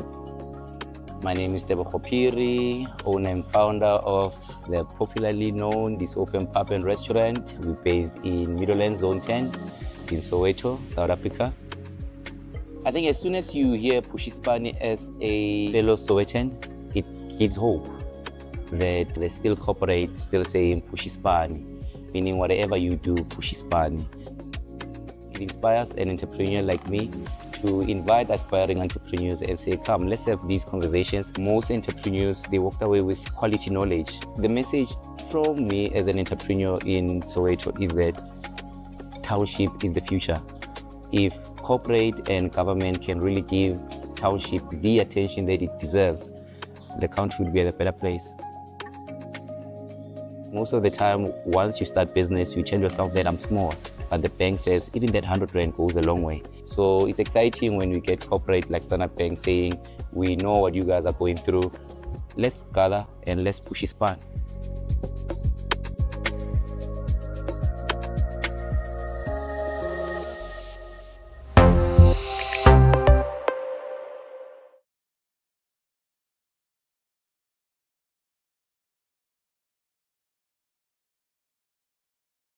As Standard Bank Enterprise Development, it was important for us to create a tailored program to support SMEs within the province. One thing I got is a vision. Rich Aunties is going to be in every major home retail outlet in the country. Then we're going to go for Africa. So that's the vision for the brand. The company I was working for wasn't ready to expand services in that way. So I thought I would take on the venture on my own. In our communities or the public sector, the schools, most of the parents doesn't have the means to feed their kids an nutritional meal. Where we come in, we supply those foods. A lot of the time when people think about the struggles that entrepreneurs go through, the major struggle that a lot of people will talk about will be access to finance, and that is the real struggle. But access to markets is even a bigger struggle. I think the second or third month, I saw where the shortfall was, and that was being ready for funding. And that's what I gained from this program.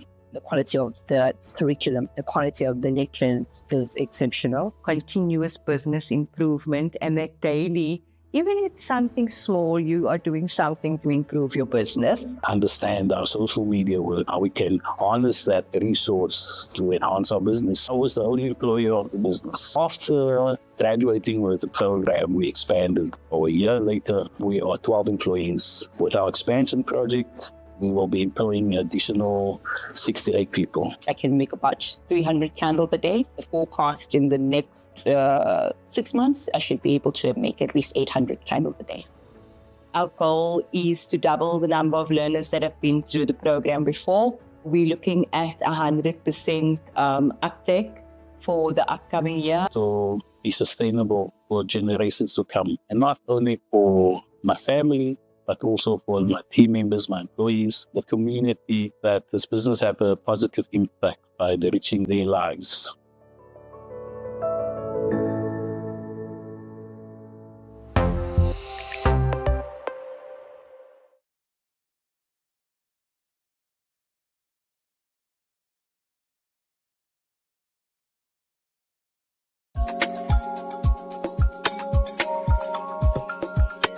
Having a breakfast session for local entrepreneurs organized by Standard Bank called Pushy Span.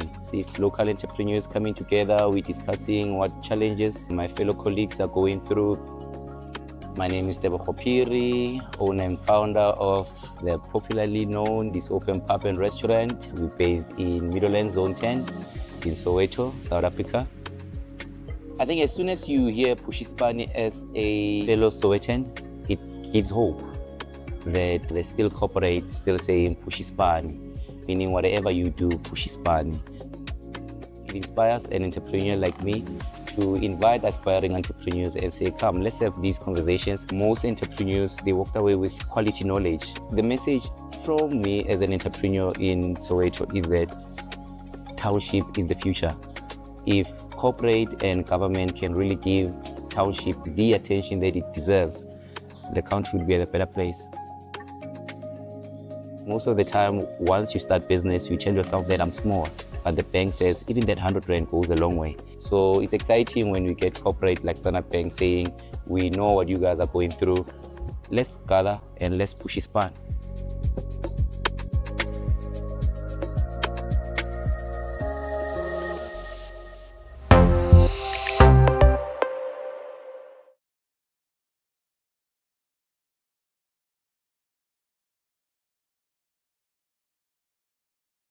As Standard Bank Enterprise Development, it was important for us to create a tailored program to support SMEs within the province. First thing I got is a vision. Rich Aunties is going to be in every major home retail outlet in the country. Then we're going to go for Africa. So that's the vision for the brand. The company I was working for wasn't ready to expand services in that way. So I thought I would take on the venture on my own. In our communities or the public sector, the schools, most of the parents doesn't have the means to feed their kids an nutritional meal. Where we come in, we supply those foods. A lot of the time when people think about the struggles that entrepreneurs go through, the major struggle that a lot of people will talk about will be access to finance, and that is the real struggle. But access to markets is even a bigger struggle. I think the second or third month, I saw where the shortfall was, and that was being ready for funding. And that's what I gained from this program. The quality of the curriculum, the quality of the lectures is exceptional. Continuous business improvement, and that daily, even if it's something small, you are doing something to improve your business. Understand our social media work, how we can harness that resource to enhance our business. I was the only employee of the business. After graduating with the program, we expanded. A year later, we are 12 employees. With our expansion project, we will be employing additional 68 people. I can make about 300 candles a day. The forecast in the next 6 months, I should be able to make at least 800 candles a day. Our goal is to double the number of learners that have been through the program before. We're looking at 100% uptake for the upcoming year. So be sustainable for generations to come. And not only for my family, but also for my team members, my employees, the community, that this business have a positive impact by enriching their lives.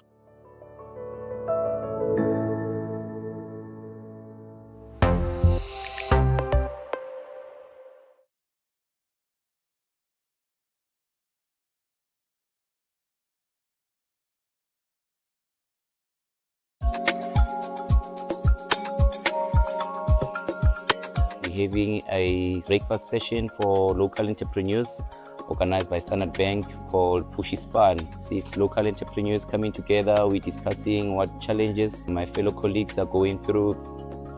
My name is Debo Khopiri, owner and founder of the popularly known This Open Pub and Restaurant. We're based in Middleland Zone 10 in Soweto, South Africa. I think as soon as you hear Pushy Span as a fellow Sowetan, it gives hope that they still cooperate, still saying Pushy Span, meaning whatever you do, Pushy Span. It inspires an entrepreneur like me to invite aspiring entrepreneurs and say, come, let's have these conversations. Most entrepreneurs, they walked away with quality knowledge. The message from me as an entrepreneur in Soweto is that township is the future. If corporate and government can really give township the attention that it deserves, the country will be at a better place. Most of the time, once you start business, you tell yourself that I'm small, but the bank says even that 100 rand goes a long way. So it's exciting when we get corporate like Standard Bank saying, we know what you guys are going through. Let's gather and let's Pushy Span.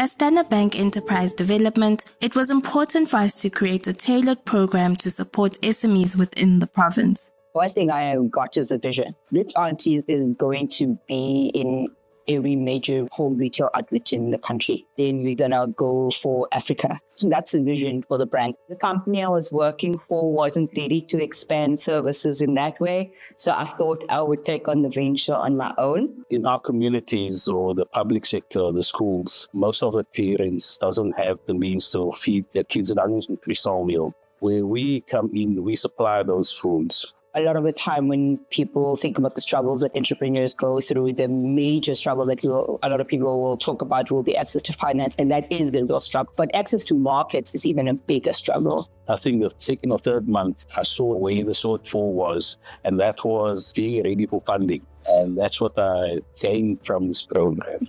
The quality of the curriculum, the quality of the lectures is exceptional. Continuous business improvement, and that daily, even if it's something small, you are doing something to improve your business. Understand our social media work, how we can harness that resource to enhance our business. I was the only employee of the business. After graduating with the program, we expanded. A year later, we are 12 employees. With our expansion project, we will be employing additional 68 people. I can make about 300 candles a day. The forecast in the next 6 months, I should be able to make at least 800 candles a day. Our goal is to double the number of learners that have been through the program before. We're looking at 100% uptake for the upcoming year. So be sustainable for generations to come. And not only for my family, but also for my team members, my employees, the community, that this business have a positive impact by enriching their lives.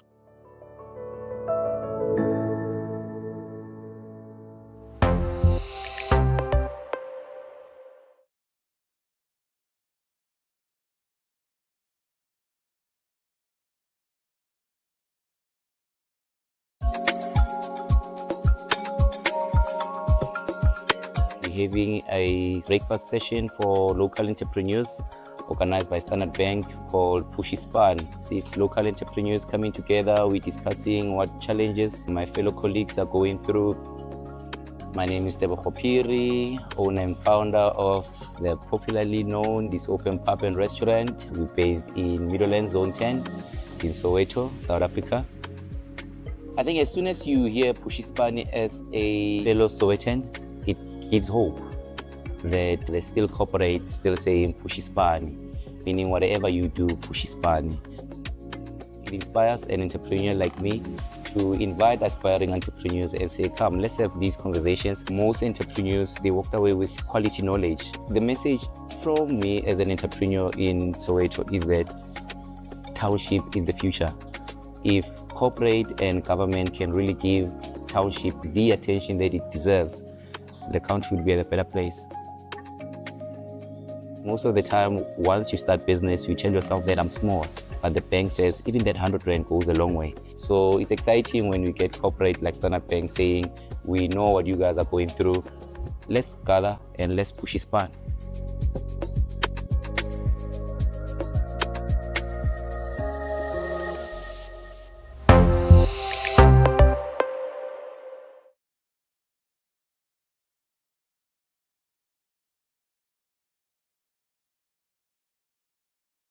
As Standard Bank Enterprise Development, it was important for us to create a tailored program to support SMEs within the province. One thing I got is a vision. Rich Aunties is going to be in every major home retail outlet in the country. Then we're going to go for Africa. So that's the vision for the brand. The company I was working for wasn't ready to expand services in that way. So I thought I would take on the venture on my own. In our communities or the public sector, the schools, most of the parents doesn't have the means to feed their kids an nutritional meal. Where we come in, we supply those foods. A lot of the time when people think about the struggles that entrepreneurs go through, the major struggle that a lot of people will talk about will be access to finance, and that is the real struggle. But access to markets is even a bigger struggle. I think the second or third month, I saw where the shortfall was, and that was being ready for funding. And that's what I gained from this program. The quality of the curriculum, the quality of the lectures is exceptional. Continuous business improvement, and that daily,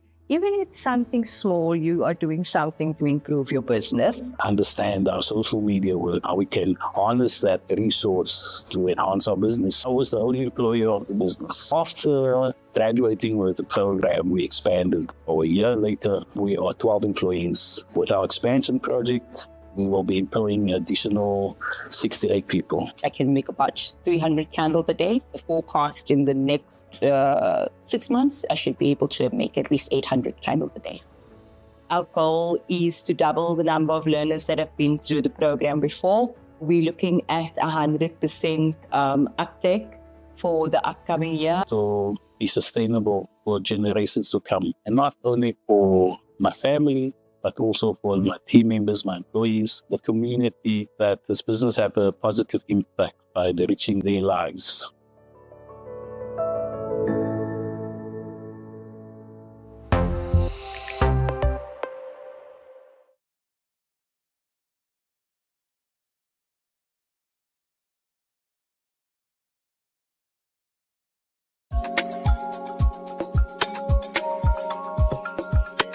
Having a breakfast session for local entrepreneurs organized by Standard Bank called Pushy Span. These local entrepreneurs coming together, we're discussing what challenges my fellow colleagues are going through. My name is Debo Khopiri, owner and founder of the popularly known This Open Pub and Restaurant. We're based in Middleland Zone 10 in Soweto, South Africa. I think as soon as you hear Pushy Span as a fellow Sowetan, it gives hope that they still cooperate, still saying Pushy Span, meaning whatever you do, Pushy Span. It inspires an entrepreneur like me to invite aspiring entrepreneurs and say, come, let's have these conversations. Most entrepreneurs, they walked away with quality knowledge. The message from me as an entrepreneur in Soweto is that township is the future. If corporate and government can really give township the attention that it deserves, the country will be at a better place. Most of the time, once you start business, you tell yourself that I'm small, but the bank says even that 100 Rand goes a long way. So it's exciting when we get corporate like Standard Bank saying, we know what you guys are going through. Let's gather and let's push Pushy Span.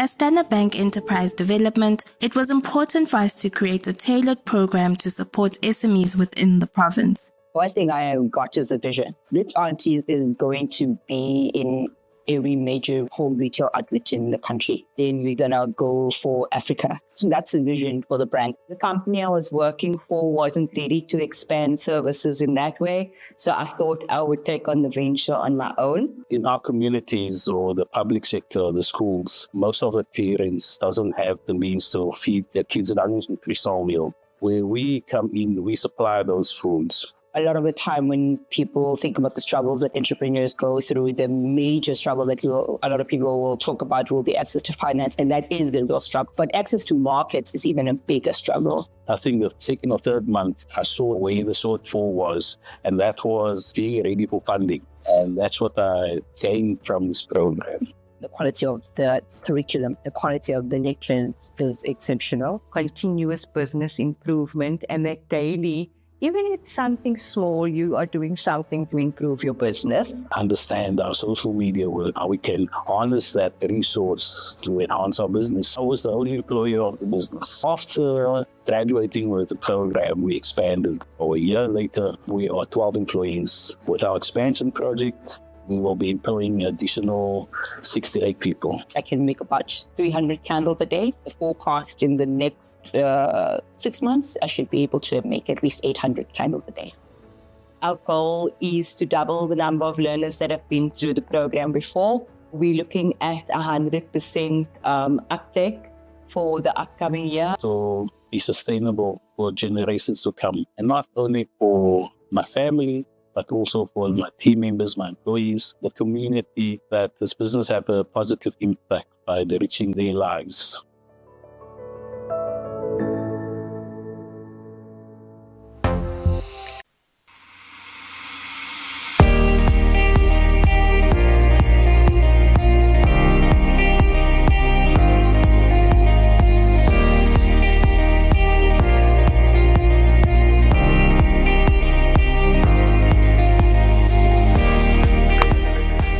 Ladies and gentlemen, hearing my voice from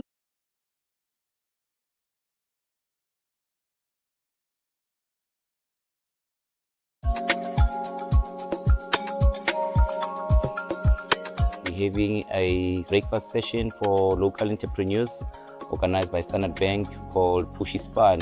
These local entrepreneurs coming together, we're discussing what challenges my fellow colleagues are going through. My name is Debo Khopiri, owner and founder of the popularly known This Open Pub and Restaurant. We're based in Middleland Zone 10 in Soweto, South Africa. I think as soon as you hear Pushy Span as a fellow Sowetan, for spending the time with us. Again, if you're joining us online, thank you so much for your engagement. Thank you so much for being in the conversational space with us. Back here in Johannesburg, the room is filling up and we're ready for our second conversation. Now, in the first conversation, I think one of the things that just really stood out for me was the intentionality around simplifying, deconstructing, making accessible some of these big terms and phenomena that we see in the global trade space, and really getting to the granular insights around what does this mean for SMEs and how do SMEs position themselves for opportunity, and which opportunities in particular. I particularly also enjoyed the emphasis on some of the more difficult conversations, like the question of trust and how we can also reduce risk along the value chain as we think about unlocking some of those opportunities. What we're going to do now in the second and final conversation is we're building on the first conversation. So it's not a completely separate conversation, because even in the first conversation, we heard the question of digital infrastructure being raised. We heard the question of digital transformation as an enabler for SMEs to better position themselves for global opportunities. And so what we want to really focus on now is how do we pull the operational and strategic environment for SMEs into the frame of conversation, and ask the question, how do we then leverage digital innovation to enhance operational efficiencies and, of course, to meet some of the strategic objectives that we might have. I've got a panel of 4, so we do have an extra seat on the stage. And as I call them up, I want to extend the invitation again to please send me your questions, please send me your comments. We really enjoy the level of engagement this morning, and we want to build on that again. I'm going to invite Fabian Elliott. He is the founder and CEO of Fab DX, and he is best known as an AI and digital transformation expert. Let's give him a big round of applause. Welcome, Fabian. Nokhanyo Ntingila is with us. Nokhanyo is a senior manager looking after enterprise and supplier development programs and strategic partnerships. Standard Bank people are clapping for their own. Guys, it doesn't work like that. We clap for everyone. Welcome. Let's give Nokhanyo, yes, a big round of applause. Tabiso Toledi is with us. Tabiso looks after risk.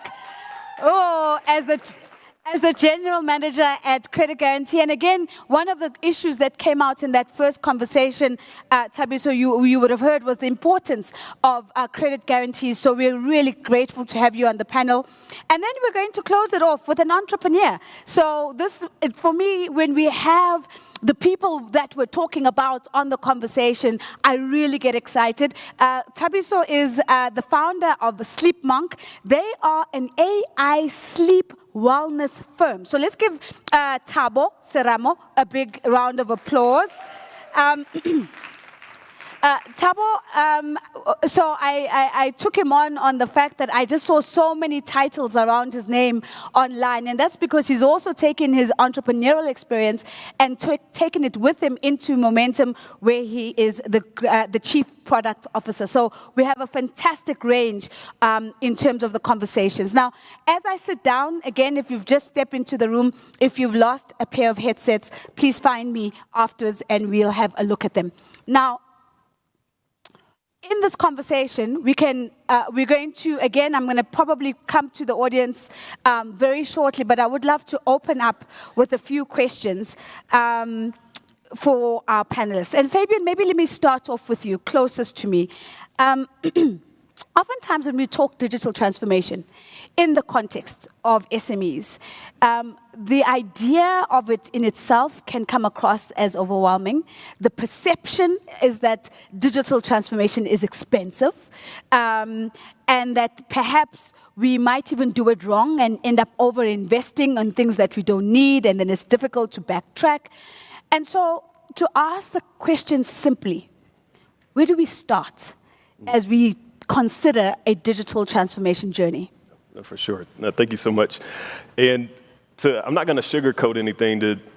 The perceptions that you mentioned about digital transformation and AI adoption being difficult is 110% the truth. And I've been in South Africa for 4 years now, but I've worked with big companies across US, Europe, Africa on digital transformation, AI adoption. And it is a universal issue, big or small, even so much so that, I spent 12 years at Google doing this work and led Google Cloud Consulting Africa practice. And you wouldn't believe, even the big companies that have armies of software engineers, armies of data scientists, they would still have to bring in people like me with our skill set to help. And they would pay $150,000 a year for 1 day a week of my time. Just to help them with their digital transformation, their AI adoption piece. So it is a challenge, but that's the exact challenge that I left Google to solve with FabeDX on how can we simplify that? How can we democratize this amazing potential and it not have to be behind being able to afford expensive consultants and all these to be able to help you. So I want to validate that it's for good reason that big companies struggle with it, and that SMEs also struggle the same way. But my kind of recommendations on really how to think about it is, first, it starts with a sense of belief. So you have to have a belief that things in your business can change, and that sometimes, just like in life, you can feel like things have always been this way and they're always going to be that way, and you just sometimes surrender. But the first part of digital transformation and approaching it from a business perspective is say, you know what? There is a better way to do some things, and I believe I can find a better way, and I think technology can help me. And once you have that belief, it's not about the transformation piece, because that's what scares everyone, is that we're going to rip everything apart, we're going to start from scratch, ground zero. But it's really about starting small. And that's even how big companies do it, where the companies that are experimenting with AI, digital transformation, they start with a small use case. So what is one specific problem that we want to solve in our business? And then let's test out some of these solutions and see if they work. And that's that same principle applies to small businesses is, what is either a pain point or a challenge? Where are you spending too much time, money, or personnel? And then you just start small on, what are some of those technology solutions that you might be able to leverage? And this is where the game changer really comes in, is where everyone wants SMEs to use AI and these different things, but not many people are leveraging AI and the technology that's available now to assist them in that process. So that's what we focus on with the FabeDX platform, is being able to provide AI-guided assistance. So being able to help you think through what is that problem that you want to solve, identify what are some of the solutions that are best suited to your business based on the money you have, the time you have, the personnel you have, and then actually having the AI sit with you and help you implement on each step. Because that's why people pay the big bucks for people to come in, is the implementation. Anyone can sit down and draw the solution or recommend the technology, but it's like once you get into it, and you're like, okay, what button do I press? How do I set this up correctly? It's all those little friction points that end up getting in the way. So if I had to recommend, it's have that belief, start small, and then AI has come so far, and the things that it can do now, you can actually leverage AI to help guide you instead of you being by yourself on that journey trying to implement. I think what's really comforting, Fabian, as I listen to you, is also you demystifying that this is not an SME problem. that big business also has the same challenge. And I think that's really, really important. And I think the other thing is that we don't have $150,000 for one day of Fabian's time, right? And so it's really good to hear that there are ways in which we can start small. I understand there is an activation on that side of the room as well, where Fab DX is, and so perhaps to initiate some of those conversations. No, Khanyo, maybe let me build on that a little bit, because the question I want to bring to you is, what does a high potential SME look like when a big player like Standard Bank and maybe even other corporates are thinking about an SME they want to back? And what I'd love for you to do is maybe also make the link around SMEs that have taken a bet on themselves in terms of the digital journey and have actually tried some solutions, have actually started small. Does that count for anything? Yeah, thanks for that question, Nozipho. I'll start here. Many businesses, small businesses, they are founded based on technical skills. Yeah. They are founded based on opportunities that present themselves. And some of them, if not many of them, in a South African context, they are founded based on survival. Based on? Survival. Survival. Right. As a result of that, there is a big gap in terms of business skills, in terms of how to properly manage and run a business. So you asked me, what does a high potential business look like that a bank can back? It's a business that is strong foundationally, from a business skills perspective. It's a business that has its governance in place. It's a business that is compliant. It's a business that can show signs of sustainability. A business that has a growth mindset. Oftentimes, when a business approaches us for lending, right? Applying for facilities, you will hear our credit counterpart saying, who is the business? Who's behind the business? Yes, we can see all the financials. We can see, you know the numbers. Yeah. Which are important, not that they're not important, but who is the jockey behind the business? So that is very important. So that is the kind of business that the bank will back up, is a business that is run operationally strong. We need to have comfort, because remember, there's risk appetites. There is a huge risk that the bank takes when extending facilities, right? So we would at least want to close some of those challenges, those risks, by understanding and knowing that the business that we are backing up, at least it is run properly from an operations perspective. So there has been a lot of businesses that we've supported from an enterprise and supplier development that have grown in terms of scaling their businesses, touching on the digital transformation that Fabian is referring to. And they've showed the maturity of saying, I want to build my business exploring what the digital landscape can support me with. Yeah. You know, that proactive mindset, that proactive strategy of not wanting to keep everything to yourself, right? Wanting to see what AI can do for my business, how AI can help the operations of my business, how AI can help me with the financial aspect of my business, sorting my business out, you know. So that is the sort of business that a bank can back up. Yeah. And I think, Thabiso, you're probably already thinking about, the credit layer or the credit guarantee layer to that. But I don't want to miss, I think one of the things you've said, Khanyo, that's really stood out for me is that we often think about think that big business like Standard Bank is only looking at the horse.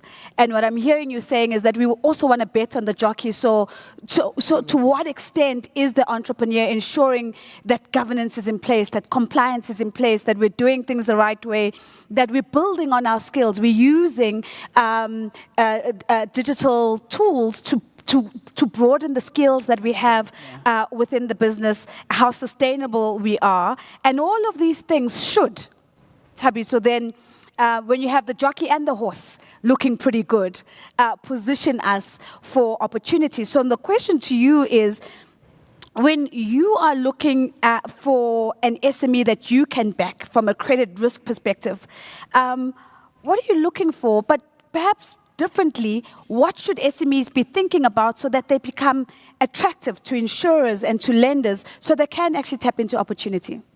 I quite like that question. Thank you for that. And maybe just by starting to reinforce Nothando's initial comments around the jockey itself, right? Yeah. I mean, that's paramount. Without the jockey, that horse is, dead. I'm not sure if the mic... Can I get a handheld, please? Thank you so very much. I appreciate it.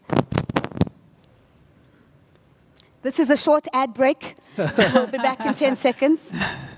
Fabulous. Go for it. Yeah, sure. So I think it's quite paramount that we reinforce the jockey arrangement, because the jockey is often who you meet as a person, beyond the business itself that's going to do the trading and whatnot. So I like to give an analogy to this often when I sort of think about this. Think about a potential partner, potential lifetime partner, right? So if you're dating, what you start with is communicating. Right? Yeah. You try to get as much as possible from the next person. You also try to, at least you hope that you're getting the facts from them, right? Yeah. The truth about what they're about and what their life's about. And that's how you then build the trust. I think we spoke about trust in the earlier conversation, the first panel. That's how you build the trust, and that's what you ideally want to see. And how do you do this, right? You as a business and as an SME, you want to have consistent cash flows from a credit perspective. Yeah.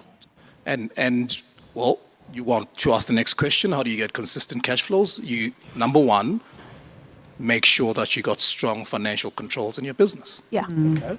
1, 2, have a balanced and diversified customer and supplier base, right? So how many businesses do you know out there that have one customer that makes up 80% of their top line? Yeah. Believe you me, that client of yours goes out of business, you following them. Rest assured, right? And you can make the same argument from a creditor perspective or from a supplier perspective. And then perhaps the next layer, which is quite important, is consistency, which also builds in the trust conversation. So make sure that your payment arrangements or your payment obligations are seen to every time. And life happens, right? Sometimes you won't make that payment on time, but 90% of the time, you will know well in advance that you won't be able to make that payment. Where's the trick? Communicate. Right? Communicate with your stakeholders, communicate with your lender, communicate with your insurer, and have a plan and tell them what plan you're going to put in place in order to meet that obligation. And I think that's more important to me than a consistent, client or SME that pays every day. I need someone that I can trust, that can come to me fairly quickly and speak to me fairly quickly. These are really basic things. These are not rocket science. Right?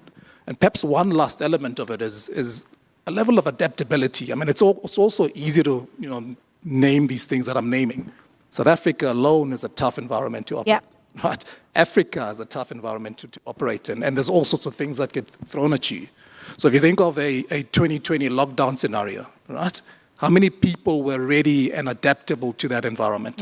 Not many businesses, right? But those that were adaptable to that and were cost conscious in how they approach their expenses in the business, those guys made it across the line. Their bankers, their funders, their insurers backed those people and carried those people through to the other end. Yeah. I didn't know that we were going to receive dating advice as well on arrival, but perhaps this is speaking to some of you in the room. But I think that is just, Thabiso, this is just like simplistically put, I think so powerful what you've highlighted. The emphasis on communication, which speaks to the theme around trust that we've been speaking about, cash flows, the diversified customer base, consistency, but also adaptability. And I'm reminded of a story that says, somebody shared this with me and said, well, if you don't have a diversified customer base and you may be working 80% of your business is that one client, you actually are you're an employee of that client more than anything else, than a business partner. And so that power dynamic is quite important to really balance that out. So thank you very much for that. I want to maybe then bring Thabo in, bring the voice of the entrepreneur into the room. And Thabo, maybe there's a two-pronged question I want to put to you here. The first one is, we can have the most beautiful conversation about digital transformation and technology. As an entrepreneur yourself, have you got an example where technology has enabled you to address a pain point, like Fabian was highlighting, address an operational issue, allowing you to streamline or to better engage and serve your customers? So I just want one story along that line, and then maybe to stress test some of what we've heard from Nokanyo and Thabiso. As the jockey in that particular scenario, what did you find was really helpful in getting you the audience you might have needed when you needed to engage with big business partners or insurers or lenders? What made the difference that allowed you to get that audience? Cool. So I'll start with the initial intent of what we're trying to achieve. We saw the opportunity around creating a brand that is uniquely South African and uniquely African, because the initial phase of Sleepmonk was around direct-to-consumer market, where we are trying to sell mattresses that are proudly manufactured locally in South Africa to South Africans. The obvious one was we're going to start up and we open up a shop in Thokoza, in the east of Johannesburg. And because I had advantage of, being almost like a master around technology, I saw that I was actually not tapping into the market that, we're trying to tap into. And then we quickly learned and sort of streamlined the way we sell to our clients. Sure. Because we said we want to sell to South Africans. And we then set up an e-commerce platform, which was sleepmonk.co.za. And that really opened doors for us, because then it was not region specific. We were not just in Thokoza, we were not just in Johannesburg, but then we could now tap into, South Africa as a whole. And then quickly from the data, customers started asking, hey, I need a bed, I'm based in Cape Town. Hey, I need a bed, I'm based in Durban. Hey, I need a bed, I'm based in whatever. And we're like, shucks, this is a big problem. How do we respond to that? And how we then quickly responded to that was, again, I think, conversations like this are very important. We went to some conference, met up with a logistics aggregator platform that was able to say, we actually work with e-commerce platforms and we'll integrate with your e-commerce platform to help you deliver to your customers. Sure. Because we were only able to deliver locally, and that then gave us an opportunity to sell to the entire South Africa. So 8 months later of running the business, we were able to tap into that space. Here's the crazy part. We then thought Johannesburg was the only place where we could get the customers, only to realize that actually 90% of our customers are based in Cape Town. Sure. And we learned a different customer base and a demographic around that space.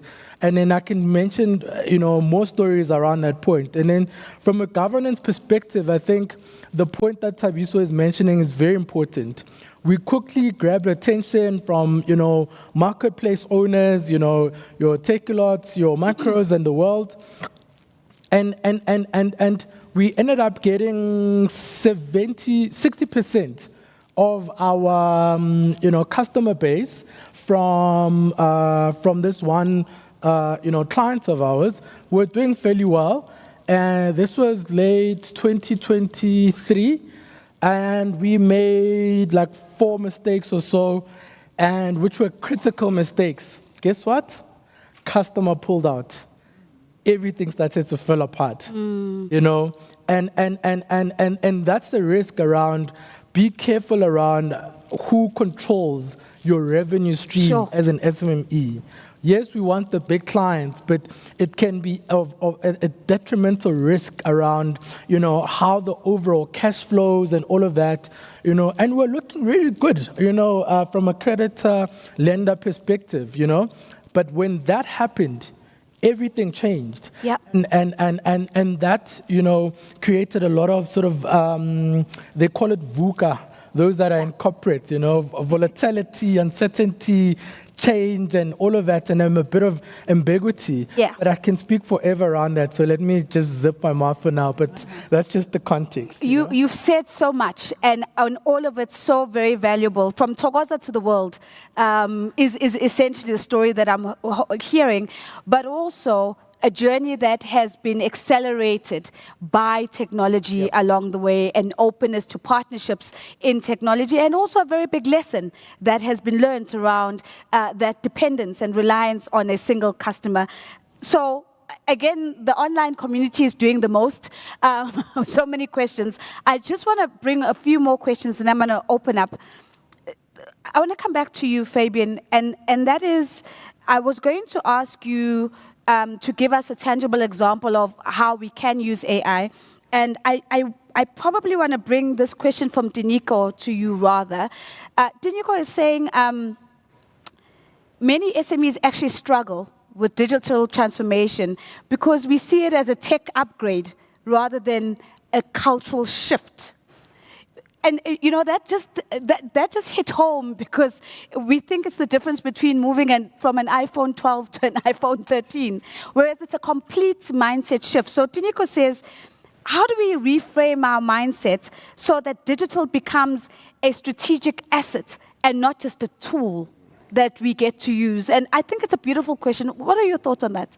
Now, she hit it right on the head. Like, I know when I do my Demystifying Digital Transformation 101 for SMEs, like one of the main things we jump into is the basic principles of digital transformation. And the thing that people don't think as much, since it's the phrase leads with digital, is there's three main components, and technology is the last. It's people, process, and then technology. So what she's talking about is exactly on point, where it starts with that belief that I talked about, that people, that mindset, that learning and development, that confidence, the culture.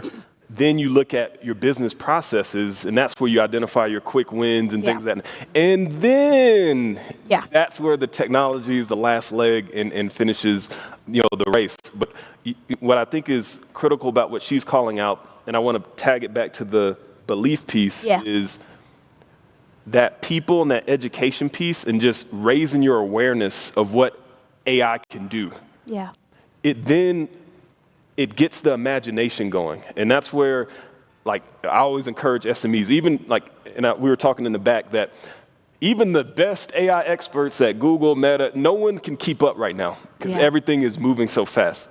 And then, so sometimes that makes people, I just surrender. I'm not even going to try to learn anything. But if you can even just start with the basic awareness of AI can do what used to require human thinking to do, just as a basic principle, and then start using your imagination, the rest is really history, where an SME owner can then connect the dots on their own, where okay, I think I heard AI can do this, I'm having this problem. What if there's a tool that can do that? And you'll be surprised. The reason why everyone's having trouble keeping up is because there's so many new tools coming out. Yeah. And so that's where the beautiful part is where now the imagination actually meets the reality, where if you imagine, I wish I had a tool that could do X, Y, and Z. If you go ask Gemini, if you go ask ChatGPT, if you go do a Google search, there's probably 5 tools that can probably do that same thing, but most people don't even get to that process. So I think that's powerful when imagination meets reality, and just the exponential opportunities that absolutely unlock. And Tiniko, thank you for a really brilliant question. Nokanyo, before I come back to you, let me just jump to Tabiso for a second, because we've been hearing about this VC language all day. Today, somebody said they're going to speak VC. I think it was Musa there. And where I want to go with this is, I don't want to talk venture capital in particular, but I want to talk about alternative financing instruments, and whether SMEs from an awareness perspective, do you think are really exploiting alternative financing instruments? And if there are instruments that are just being completely overlooked by SMEs that you could highlight for us, what are some of those, so that we're not just looking for the loan, we're not just looking for the credit guarantee note, but what are some of the things we should be thinking about in terms of getting financing? I think that's a very powerful question, right? Because globally you find very many funding lines and which are quite advanced in those markets. Yeah. But when you come back home, very few are as advanced. So the VC space is not as advanced. The angel investment space is not as advanced. Yes. But if you think as an SME, you need to understand what your currency is. Okay, what's the value is that sits in your business, right? And most SMEs, if we're honest with each other, don't have major assets sitting on their balance sheets. Right. And how do you get into the space where you can get funded with that scenario? One, you got a debtors book. You got clients that you're trading with that have trusted you. Sometimes you got somewhat decent clients that pay you on time. Yeah. That's a mechanism which assists you in actually attracting funding. Okay, so if you think of a vanilla, and I know earlier there was conversation around LCs and the likes, pure vanilla trade finance in the form of a bank or a financier paying your suppliers on your behalf, sure, right, and collecting that money from you at a later stage over a terms of payment. Yeah, that's something so simple but yet unknown. Right? It's not as prevalent as it should be, I think, and at least that's our experience. And a simple other one, which is largely used by big operations and large corporates, invoice discounting. I mean, if you think about it, both those products are purely based on your debtors book and some element of your inventory. And on your balance sheet, those are two of the three most liquid assets on your balance sheet. Why not use that to match your short-term funding requirements and grow into the bigger funding requirements as you expand, then you can grow into the long-term debt structures. So and again, what you can do, which is quite amazing, is you can enhance that part of your asset base or your collateral stack by finding insurance on your debtors book. Okay? Sure, your debtors book, the funder looks at that debtors book and thinks, okay, this is attractive. Sure. This debtors book doesn't pay, or this big client doesn't pay, at least it's insured and I can get some recovery out of that. So there's very, many tricks that are out there that, a lot of SMEs are not aware of, which I think, promoting these and making them aware of it. And they're not as expensive as you would imagine, by the way. And they also match their cycle. So short-term debt versus short-term funding. Yeah. And short-term life cycle. I think that's quite a simple way of going about it. And I think as you're speaking, Tabi, so this almost a revelation of so much more than what we think is possible, as you list that. And I think we're all adding to our VC language today, and of course beyond VC. I do want to just encourage everyone during the lunch and networking opportunity to actually go take a walk past the Standard Bank stand as well. There are relationship managers there who are there and ready to share some of these instruments. Tashini Mudli sent us a question online, and I think, Tashini, you've just been answered, because Tashini is like, yes, guys, but please elaborate on the different funding and financing models, and I think exactly the point that we're getting to here. I want to pull it all together, Nokanyo, because I think what we're hearing Fabian say is it's about people, it's about process, and then technology. I'm hearing Tabiso saying, and then it's about understanding the financing opportunities that are there. If we were to look at all of those ingredients, I want to add on the people side skills. From a skilling perspective, how do we tap into the skills that give us the capacity to really operate at our level of ambition and move from a surviving SME to a thriving one? Have we really thought about that piece? So it talks to development. It talks to the growth of the business and how you manage the growth of your business. Fabian spoke to it when he said that even with the digital platforms, the AI tools, you literally just need to explore. You need to want to have the mindset of growth and exploring and learning and unlearning some of the elements. So beyond the funding, I really, really am a big believer of skills. Maybe it's because of the work that I do. Entrepreneurial skills are very important. So in order for you to get to a position of understanding the funding need for your business, you need to have the skill. Yeah. You need to, I mean, it's ongoing growth. You're never going to say, I am skilled, I'm perfect, I know exactly what I'm doing. But it's important for businesses, for SMEs to understand that if you open up yourself to opportunities to learn and unlearn, if you open up yourself to collaboration, to networking, to attending events like this, so that you can be exposed to what is out there. You can be exposed to to the innovation that exists, right? Because there's a lot of them. So if you talk about business skills, you're talking about a lot of things. I mean, it's an extensive list that we'll never be able to talk to today at this point. We're talking about operational excellence for your business. We're talking about your financial systems being in place. Earlier we spoke about cash flows. How do you manage your cash flows? How do you know simple what's coming in and what's coming out? Right? And how do you consolidate and balance those at the end of the day so that you can know where you are as a business. You can position yourself and say, okay, this is where I am.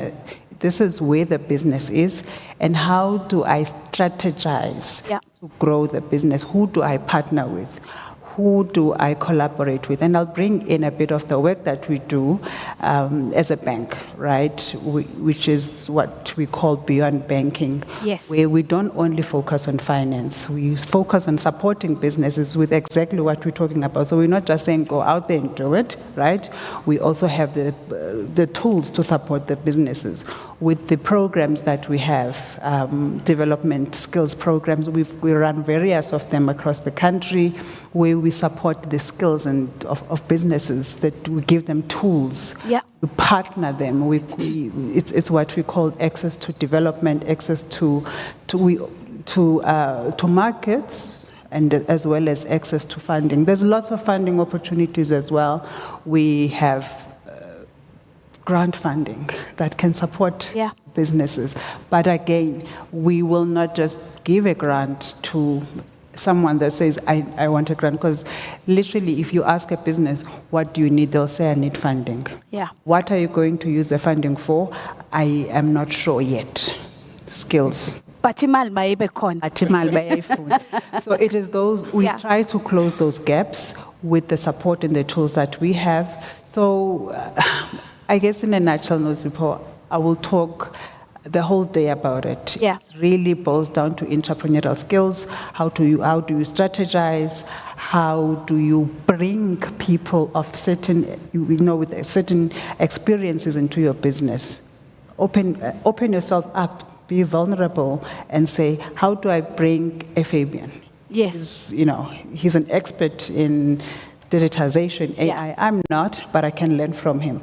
How do I bring someone else with a particular skill into my business so that I can leverage from that? So it's a whole extensive tools and things that a business would need to put together so that they can grow. I want to take this back to where you started us, Nokanyo, because I think it's a beautiful dovetail.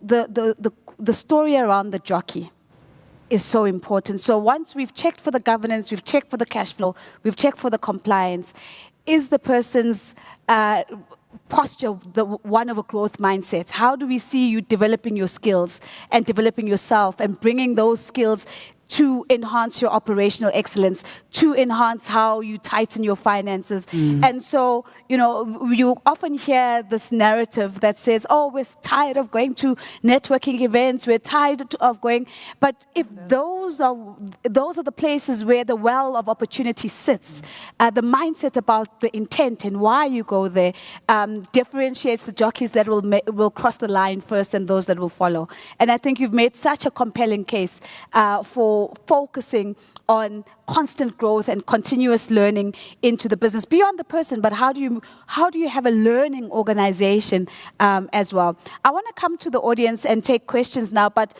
Thabo, before I go there, I want to ask you a little bit of an unfair question, so bear with me. We're often told that the thing that differentiates businesses that thrive even in the toughest times is the ability to innovate in the moment. And I think it was, we mentioned COVID-19 as an example here, businesses that were agile enough to be able to make the most of that moment and not just survive, but actually lead hybrid, in a hybrid environment, in a digital environment, and so on and so forth. As an entrepreneur, how tough is it to focus on being relevant when it seems as if the environment is shifting right beneath your feet?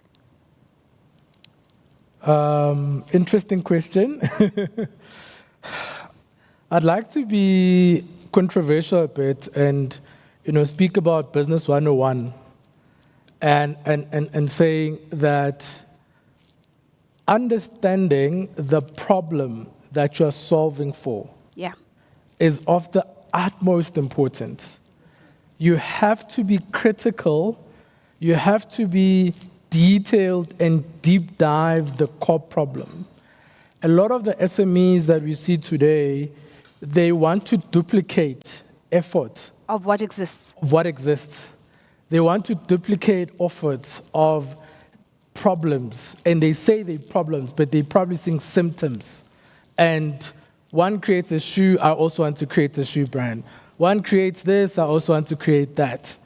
And a lot of the guys that are competing at a global scale, they are very, analytical and detailed about a core problem and how to solve it. And I'll give you an example. I did a recent trip, and one of the ladies I met on the flight was like, she found, and mind you, she's an executive, right, for a competitor bank here, in SA, and she was head of Africa marketing. And she said to me a very interesting story around the fact that she started COVID, gained weight, she started doing CrossFit. When she was doing CrossFit, she realized an opportunity around training athletes, right? And then you must think about the customer patterns here. CrossFit athletes, cool. And she asked herself, what is the pain point? Which region in the world currently has an issue around creating solving a wellness problem for athletes that are CrossFit, focused? And she discovered that it is in America. Then when she found that out, she created a wellness platform, a coaching business, where she finds athletes in America to solve for that. Sure. And she's thriving. She left the corporate job like 3 years back, and she's doing amazing. I'm like, how could you leave such a powerful position to do this? She's like, hey, I have a virtual assistant in the Philippines. I have coaches in the UK, and they all collectively train and solve the problem. She's just based here in Melrose, in Joburg. And that is how we're doing it. They're doing it. And lastly, from my side, we saw the problem around direct-to-consumer market around the bed space, and that's where we then asked ourselves, why should we exist when there's all these big brands and it's very hard to master manufacturing. We had some issues. We also had some distribution issues where we were using a courier, but a courier would then break the beds on the road, right? And when you ask, they said, no, we don't insure furniture, funny enough. We don't insure furniture, and so you basically take the risk of actually delivering the bed. And then that was the critical point. And then recently we then asked ourselves, we want to solve a sleep problem.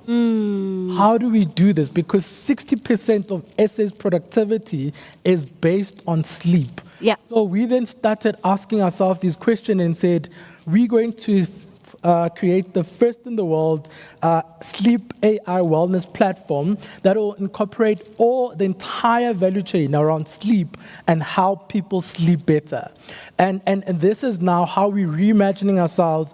And this is a global problem, right? I mentioned the athlete lady, and I'm mentioning the sleep problem. It's a global problem that multitudes of people are struggling with, and they're saying, this is how we do it. So clarity in uncertainty is the critical thing. Be clear around what are you solving for, why are you solving for it, leverage understanding your processes, and leverage technology. Don't just innovate for the sake of innovation. I'm very passionate about technology and digital, but I don't advocate it if you don't have clarity. So that's my remarks on this. I love that. Thank you so much. And I think it's two powerful evidence-based anecdotes, because that's the other thing of just sharing stories. But here are two stories that help us really answer the question of how do I stay relevant in tough times?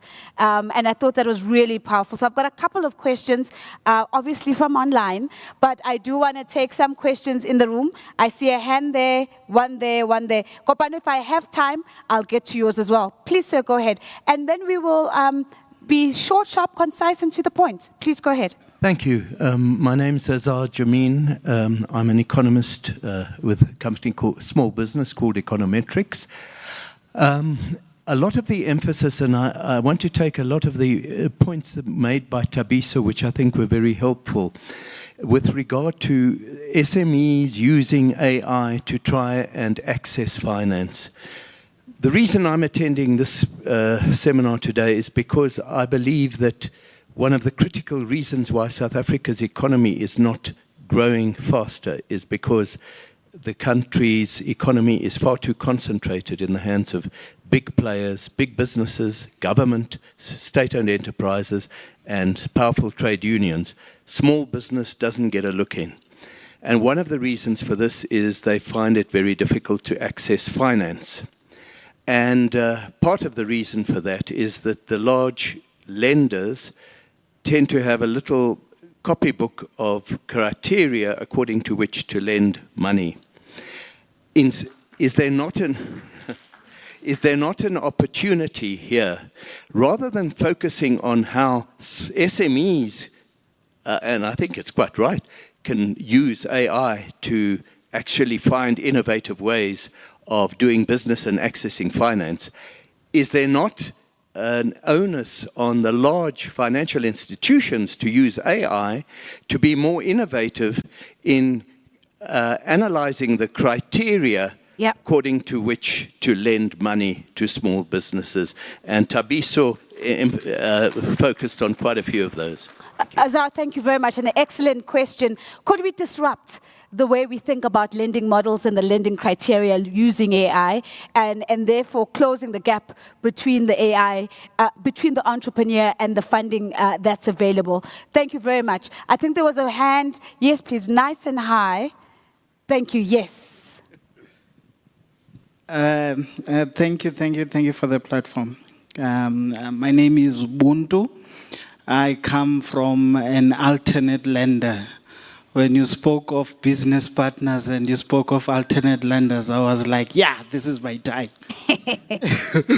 But I just want to touch on three aspects. What Nokanye and Thabiso touched on, the challenges also as an alternate lender that we also face. When you spoke of the skills about the entrepreneur. Yeah.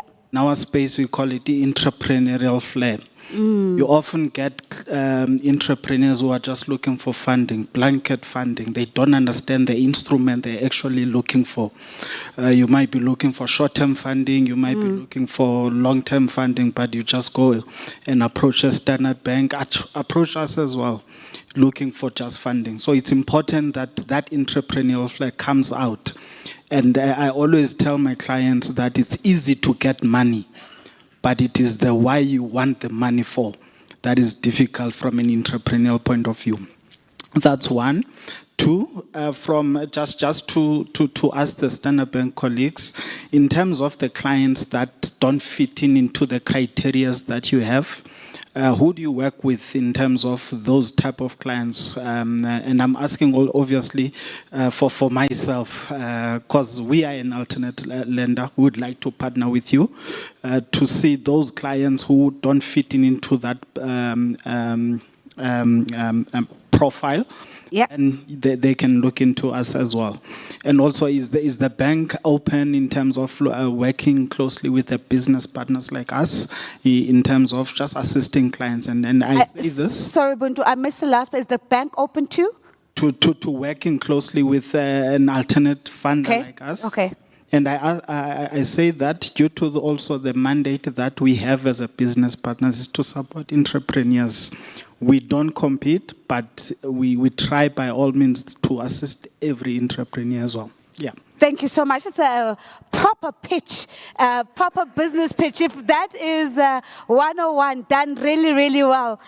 Thank you so much, Buntu. I wonder whether the last person has one question. So they're not going to pull a Buntu and do 3 questions. Please, can you go ahead, sir? All right. Good day, everyone. My name is Matimba. Sorry, sir. Please, can you repeat yourself? My name is Matimba. Okay. Yeah. My question goes to Fabian and Tabiso. You've mentioned that part of digitizing an SMME, first step is to understand your processes, understand the problem that you're solving. Once that is done, where do you go? Since without breaking the bank, without just to accommodate an SMME and their budget, where do you go? Fantastic. Thank you very much. Is it going to be short and sweet, Kopano? Or is it Ubuntu? Okay. All right. It's very short. There it is. Microphone making its way through. Okay, thank you. So this one is for you, Tabiso, and I think partly to the Standard Bank team. So I appreciate your authentic sharing in terms of your story, especially the last bit where you said you had some operational mistakes that happened, which cost you in a significant way because that was one of your largest, I think, clients. And therefore, it means it would have had an impact on your finances. What impact did that have on your relationship with the bank or your financial lenders? Because normally, and that's a challenge that most businesses have, when we start our relationships with our financial institutes, it's great. There's lots of upside. We're all seeing positives into the future, but reality is things happen, and and sometimes our credit standing gets affected. So it's a lead up to the Standard Bank team to say, what is the attitude and what is the appetite for Standard Bank when dealing with entrepreneurs that have tried, that have failed, but have the grit to pick themselves back up and get back into the business. But they have that as part of their learning journey, and they've gained valuable lessons for the next round of business that they're looking to get into. Thanks. Fantastic. It was 5 to becoming Ubuntu, but it was still good. Okay, fabulous. We've got a strong set of questions. We've got about 10 minutes just to begin to wrap up. I think Tabo, I want to start with you, and I think Kopano actually meant Tabo, although she said Tabiso. I think it's such an important question. Simply put, when that moment happened where you lost your biggest client, what did the bank do?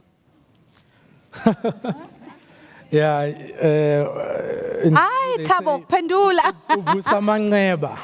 As they say. So, no, look, I'm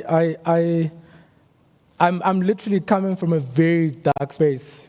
You know, I need to be vulnerable there to say, literally everything fell apart. Lost my house. Lost almost lost my marriage, lost the ability, my kids were in private school, lost the negotiation power,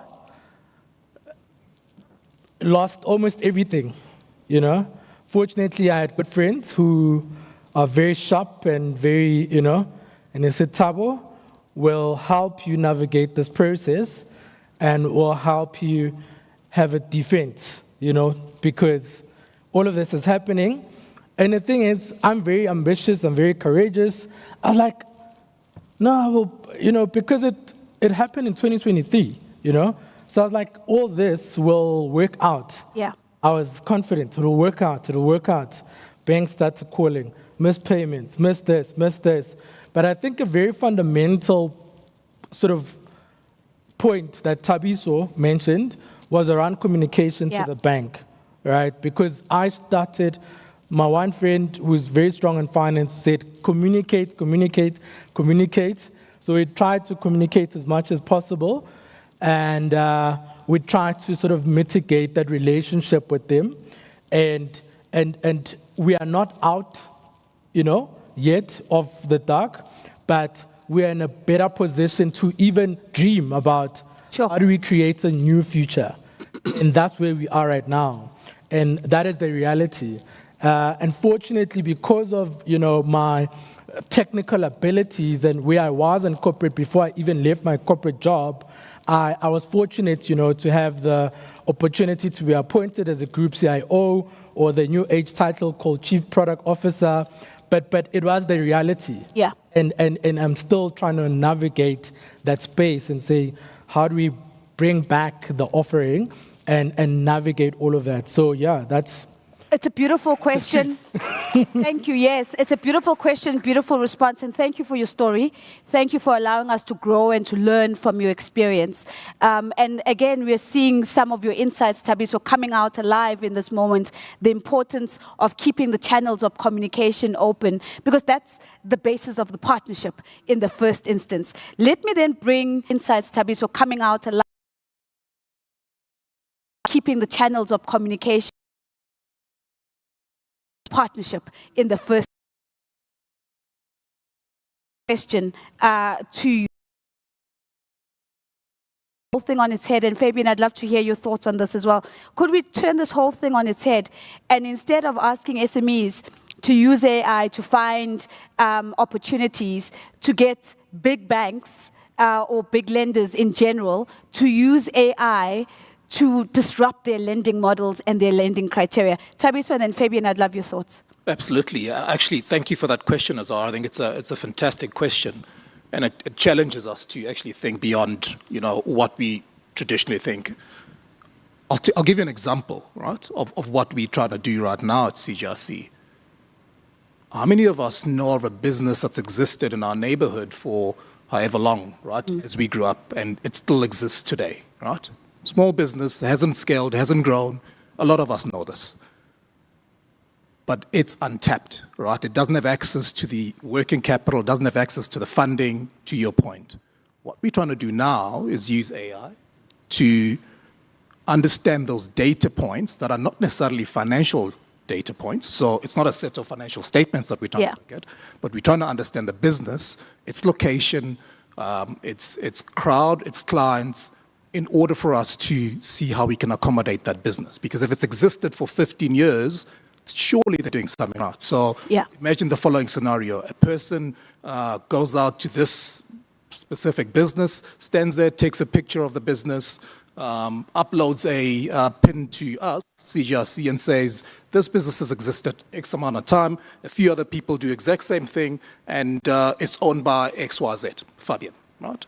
We then take that data and understand that there's a certain number of these type of businesses in this location. You know, a friend of mine calls it, you know, community location, and a lot of us call it township location. Think of that scenario, right? And once we understand that, we can then extend our products through to them in an organized manner, which is actually speaking to them, right? It's not speaking to the major corporate that's sitting up there that knows it all, that's got all the resources to understand it all. So to your point, this is some of the stuff that we're trying to think about and we're trying to delve into. And I think a lot of other corporates started doing this. We're merely just stepping into it. Yeah, it's a brilliant question. Not to surprise us, a lot of my early journalistic years were spent interviewing you and getting some of the best questions and conversations, so thank you for that. Fabian, your thoughts on this question, inverting the disruption? Yeah, super quickly. I think of it more of a landscape play where I think so many people have seen this gap that I'm aware of several different fintech companies, like fintech startups here in South Africa and across Africa that are deploying their own type of, okay, how do you determine someone's creditworthiness? Sure. Like, or is there some social cues? Can you look at their social media presence? All these different things. So I think that supporting some of those players, some of these smaller startups that are trying to disrupt it, will also force the bigger players. And I think the SMEs will be the winners at the end of the day. And so that's my short thought. I think it's both the big players adapting and then, how do we also support these smaller players that are trying to disrupt the space? I just want to read a comment from Tiamo to this conversation that we've just had.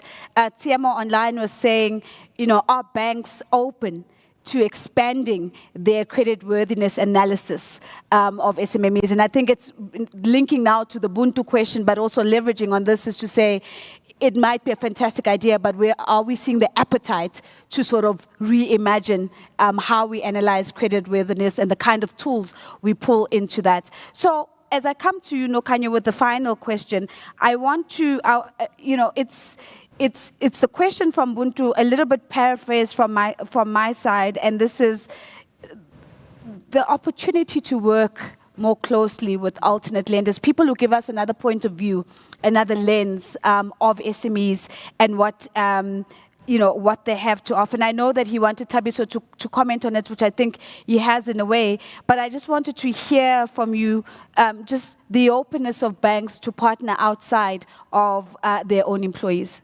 Thanks, Nosipo. I want to touch on two things. Firstly, the previous question, sure, just a little bit. Go for it. I just wanted to add that financial discipline is very important.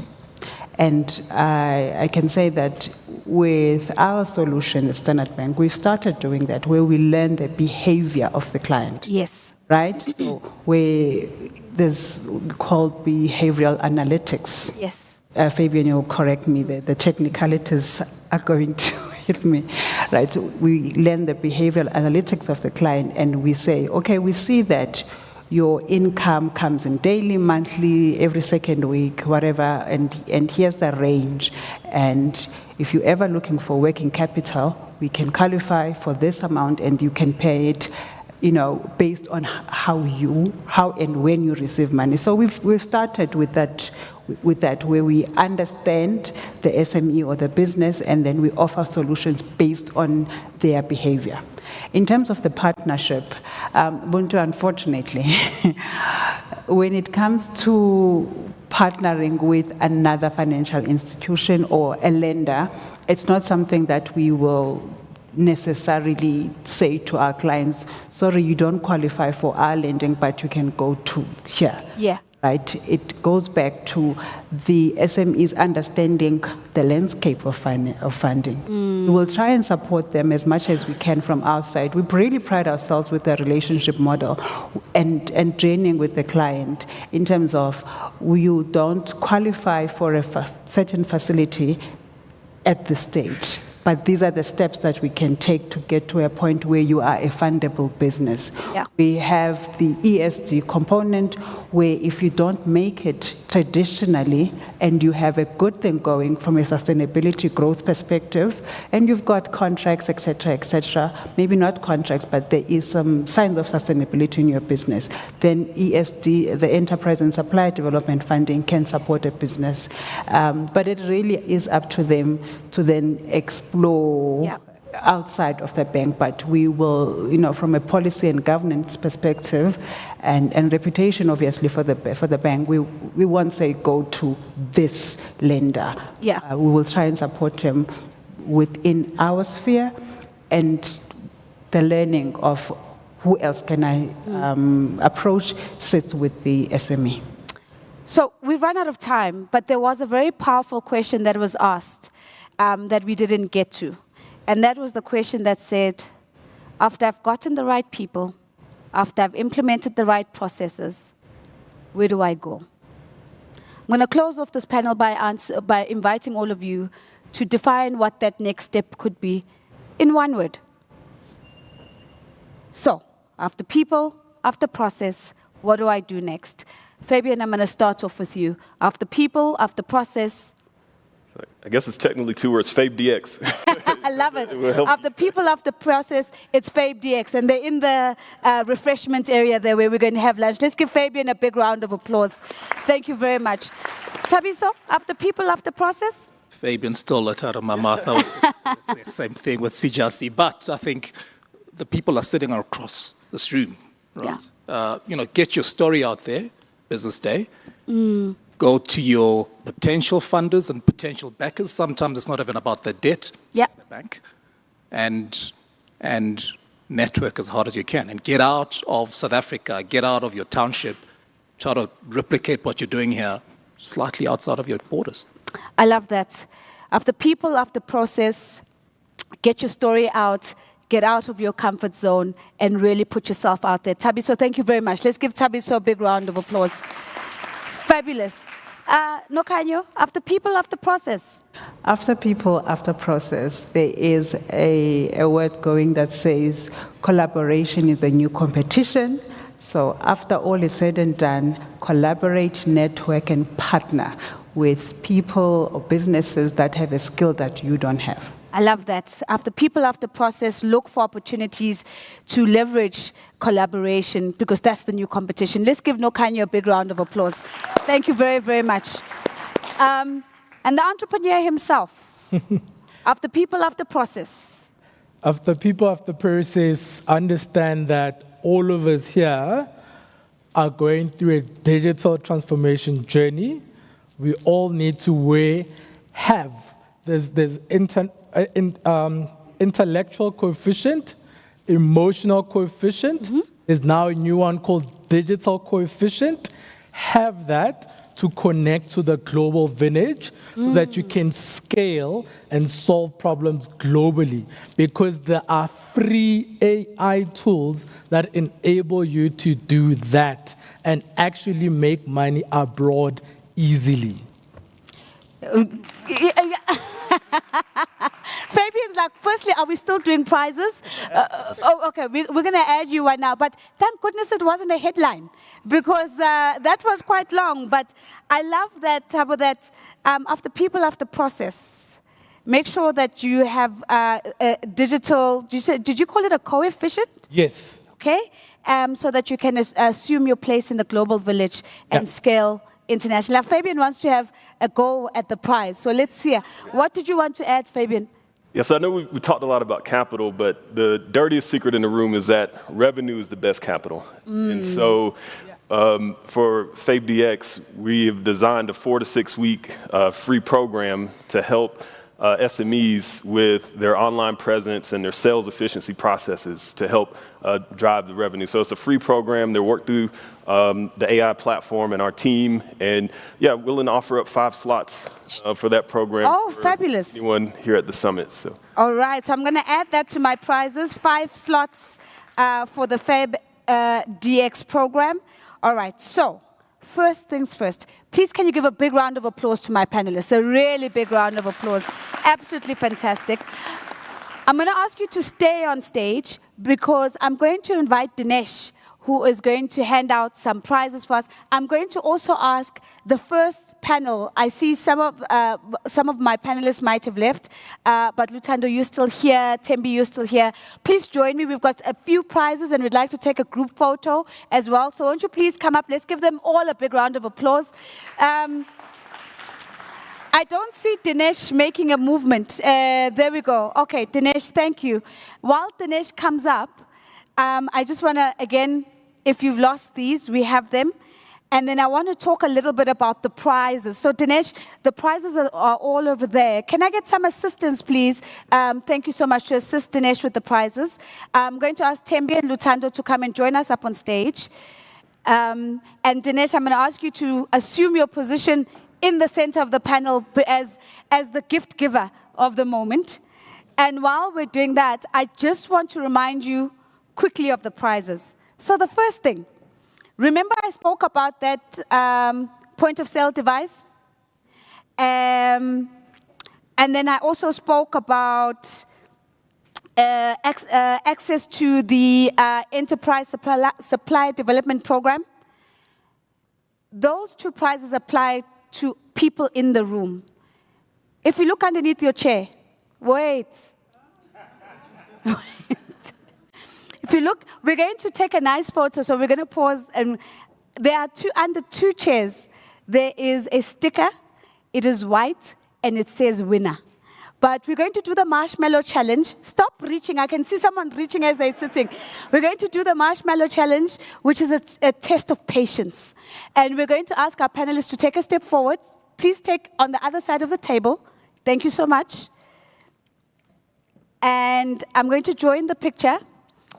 And we're going to take our photo, and we're going to pretend that nobody else is reaching underneath their chairs. Thank you so much, Justin. Big round of applause to the panelists. Thank you so much. So, yes, sir, you found the sticker? No, if you brought your own chair, it better not have come with the sticker. So, you can reach. There's two people in the room. The first person is going to get the point of sale device, and the second person gets a spot on the Enterprise Supply Development Program. I have verified the sticker is white, and it's about half of an A5 size. I see people lifting other people's chairs. If the people have left, yes, there's one.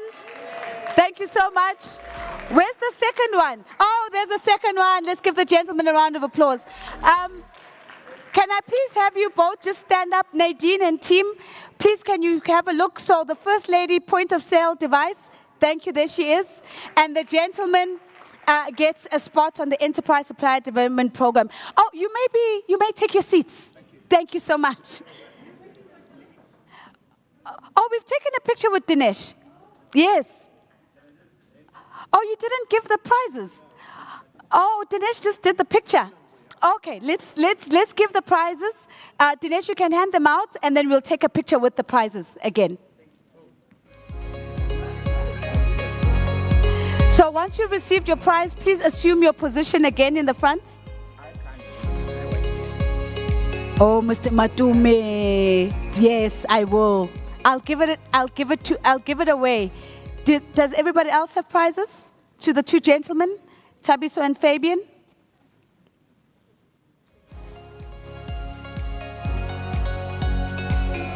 Thank you very much. All good. All right, Justin, we're going to redo the picture, just with the prize winners this time. Please stand up in the front. Dinesh, please join our picture. We appreciate you. Thank you.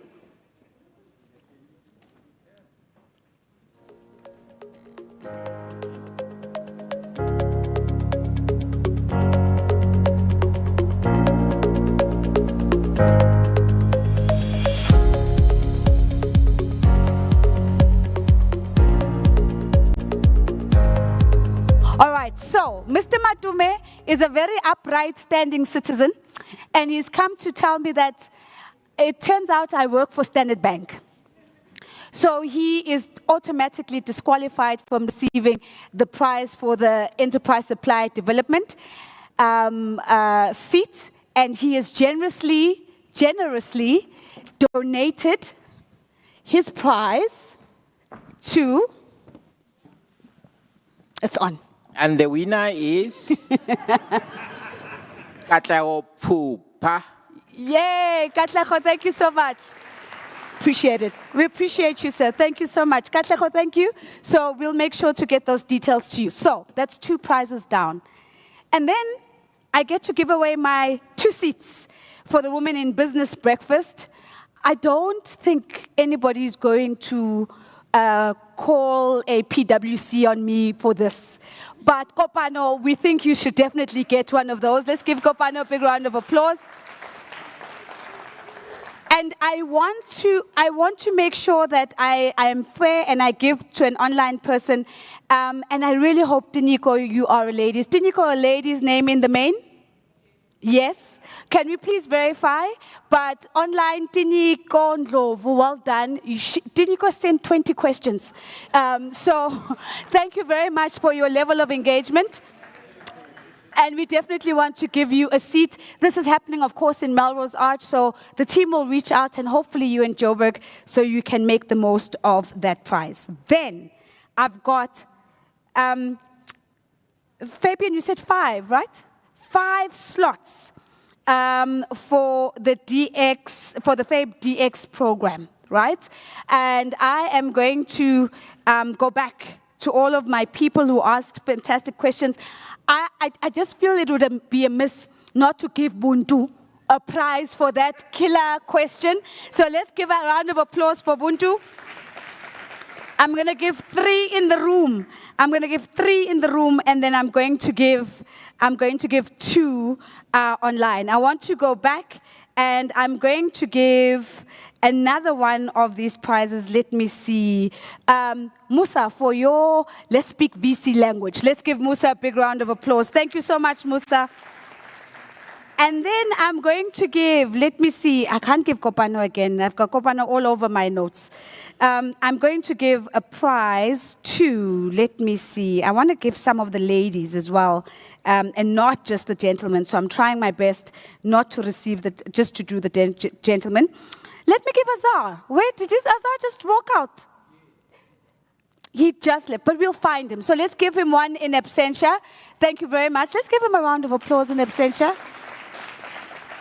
And then, please, team, for online, can we give Tiamo a seat who has been absolutely fantastic, as well as I'm worried that then this person might work for Standard Bank, so I'm going to skip them, and I'm going to say if we can give Naomi Alphas a prize as well. Let's give them a round of applause. Thank you so much.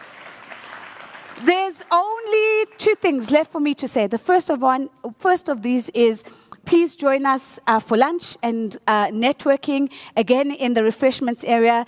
Please visit the activations, the Standard Bank stand, the FABE DX stand as well. There are people there who are super keen to engage you, and we're looking forward to the opportunity to break bread together.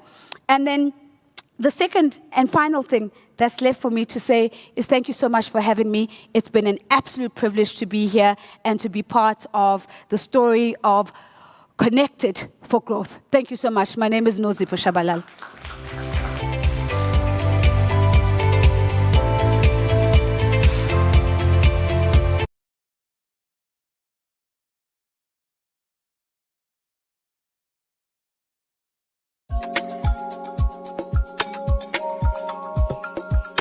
Having a breakfast session for local entrepreneurs organized by Standard Bank called Pushy Span. These local entrepreneurs coming together, we're discussing what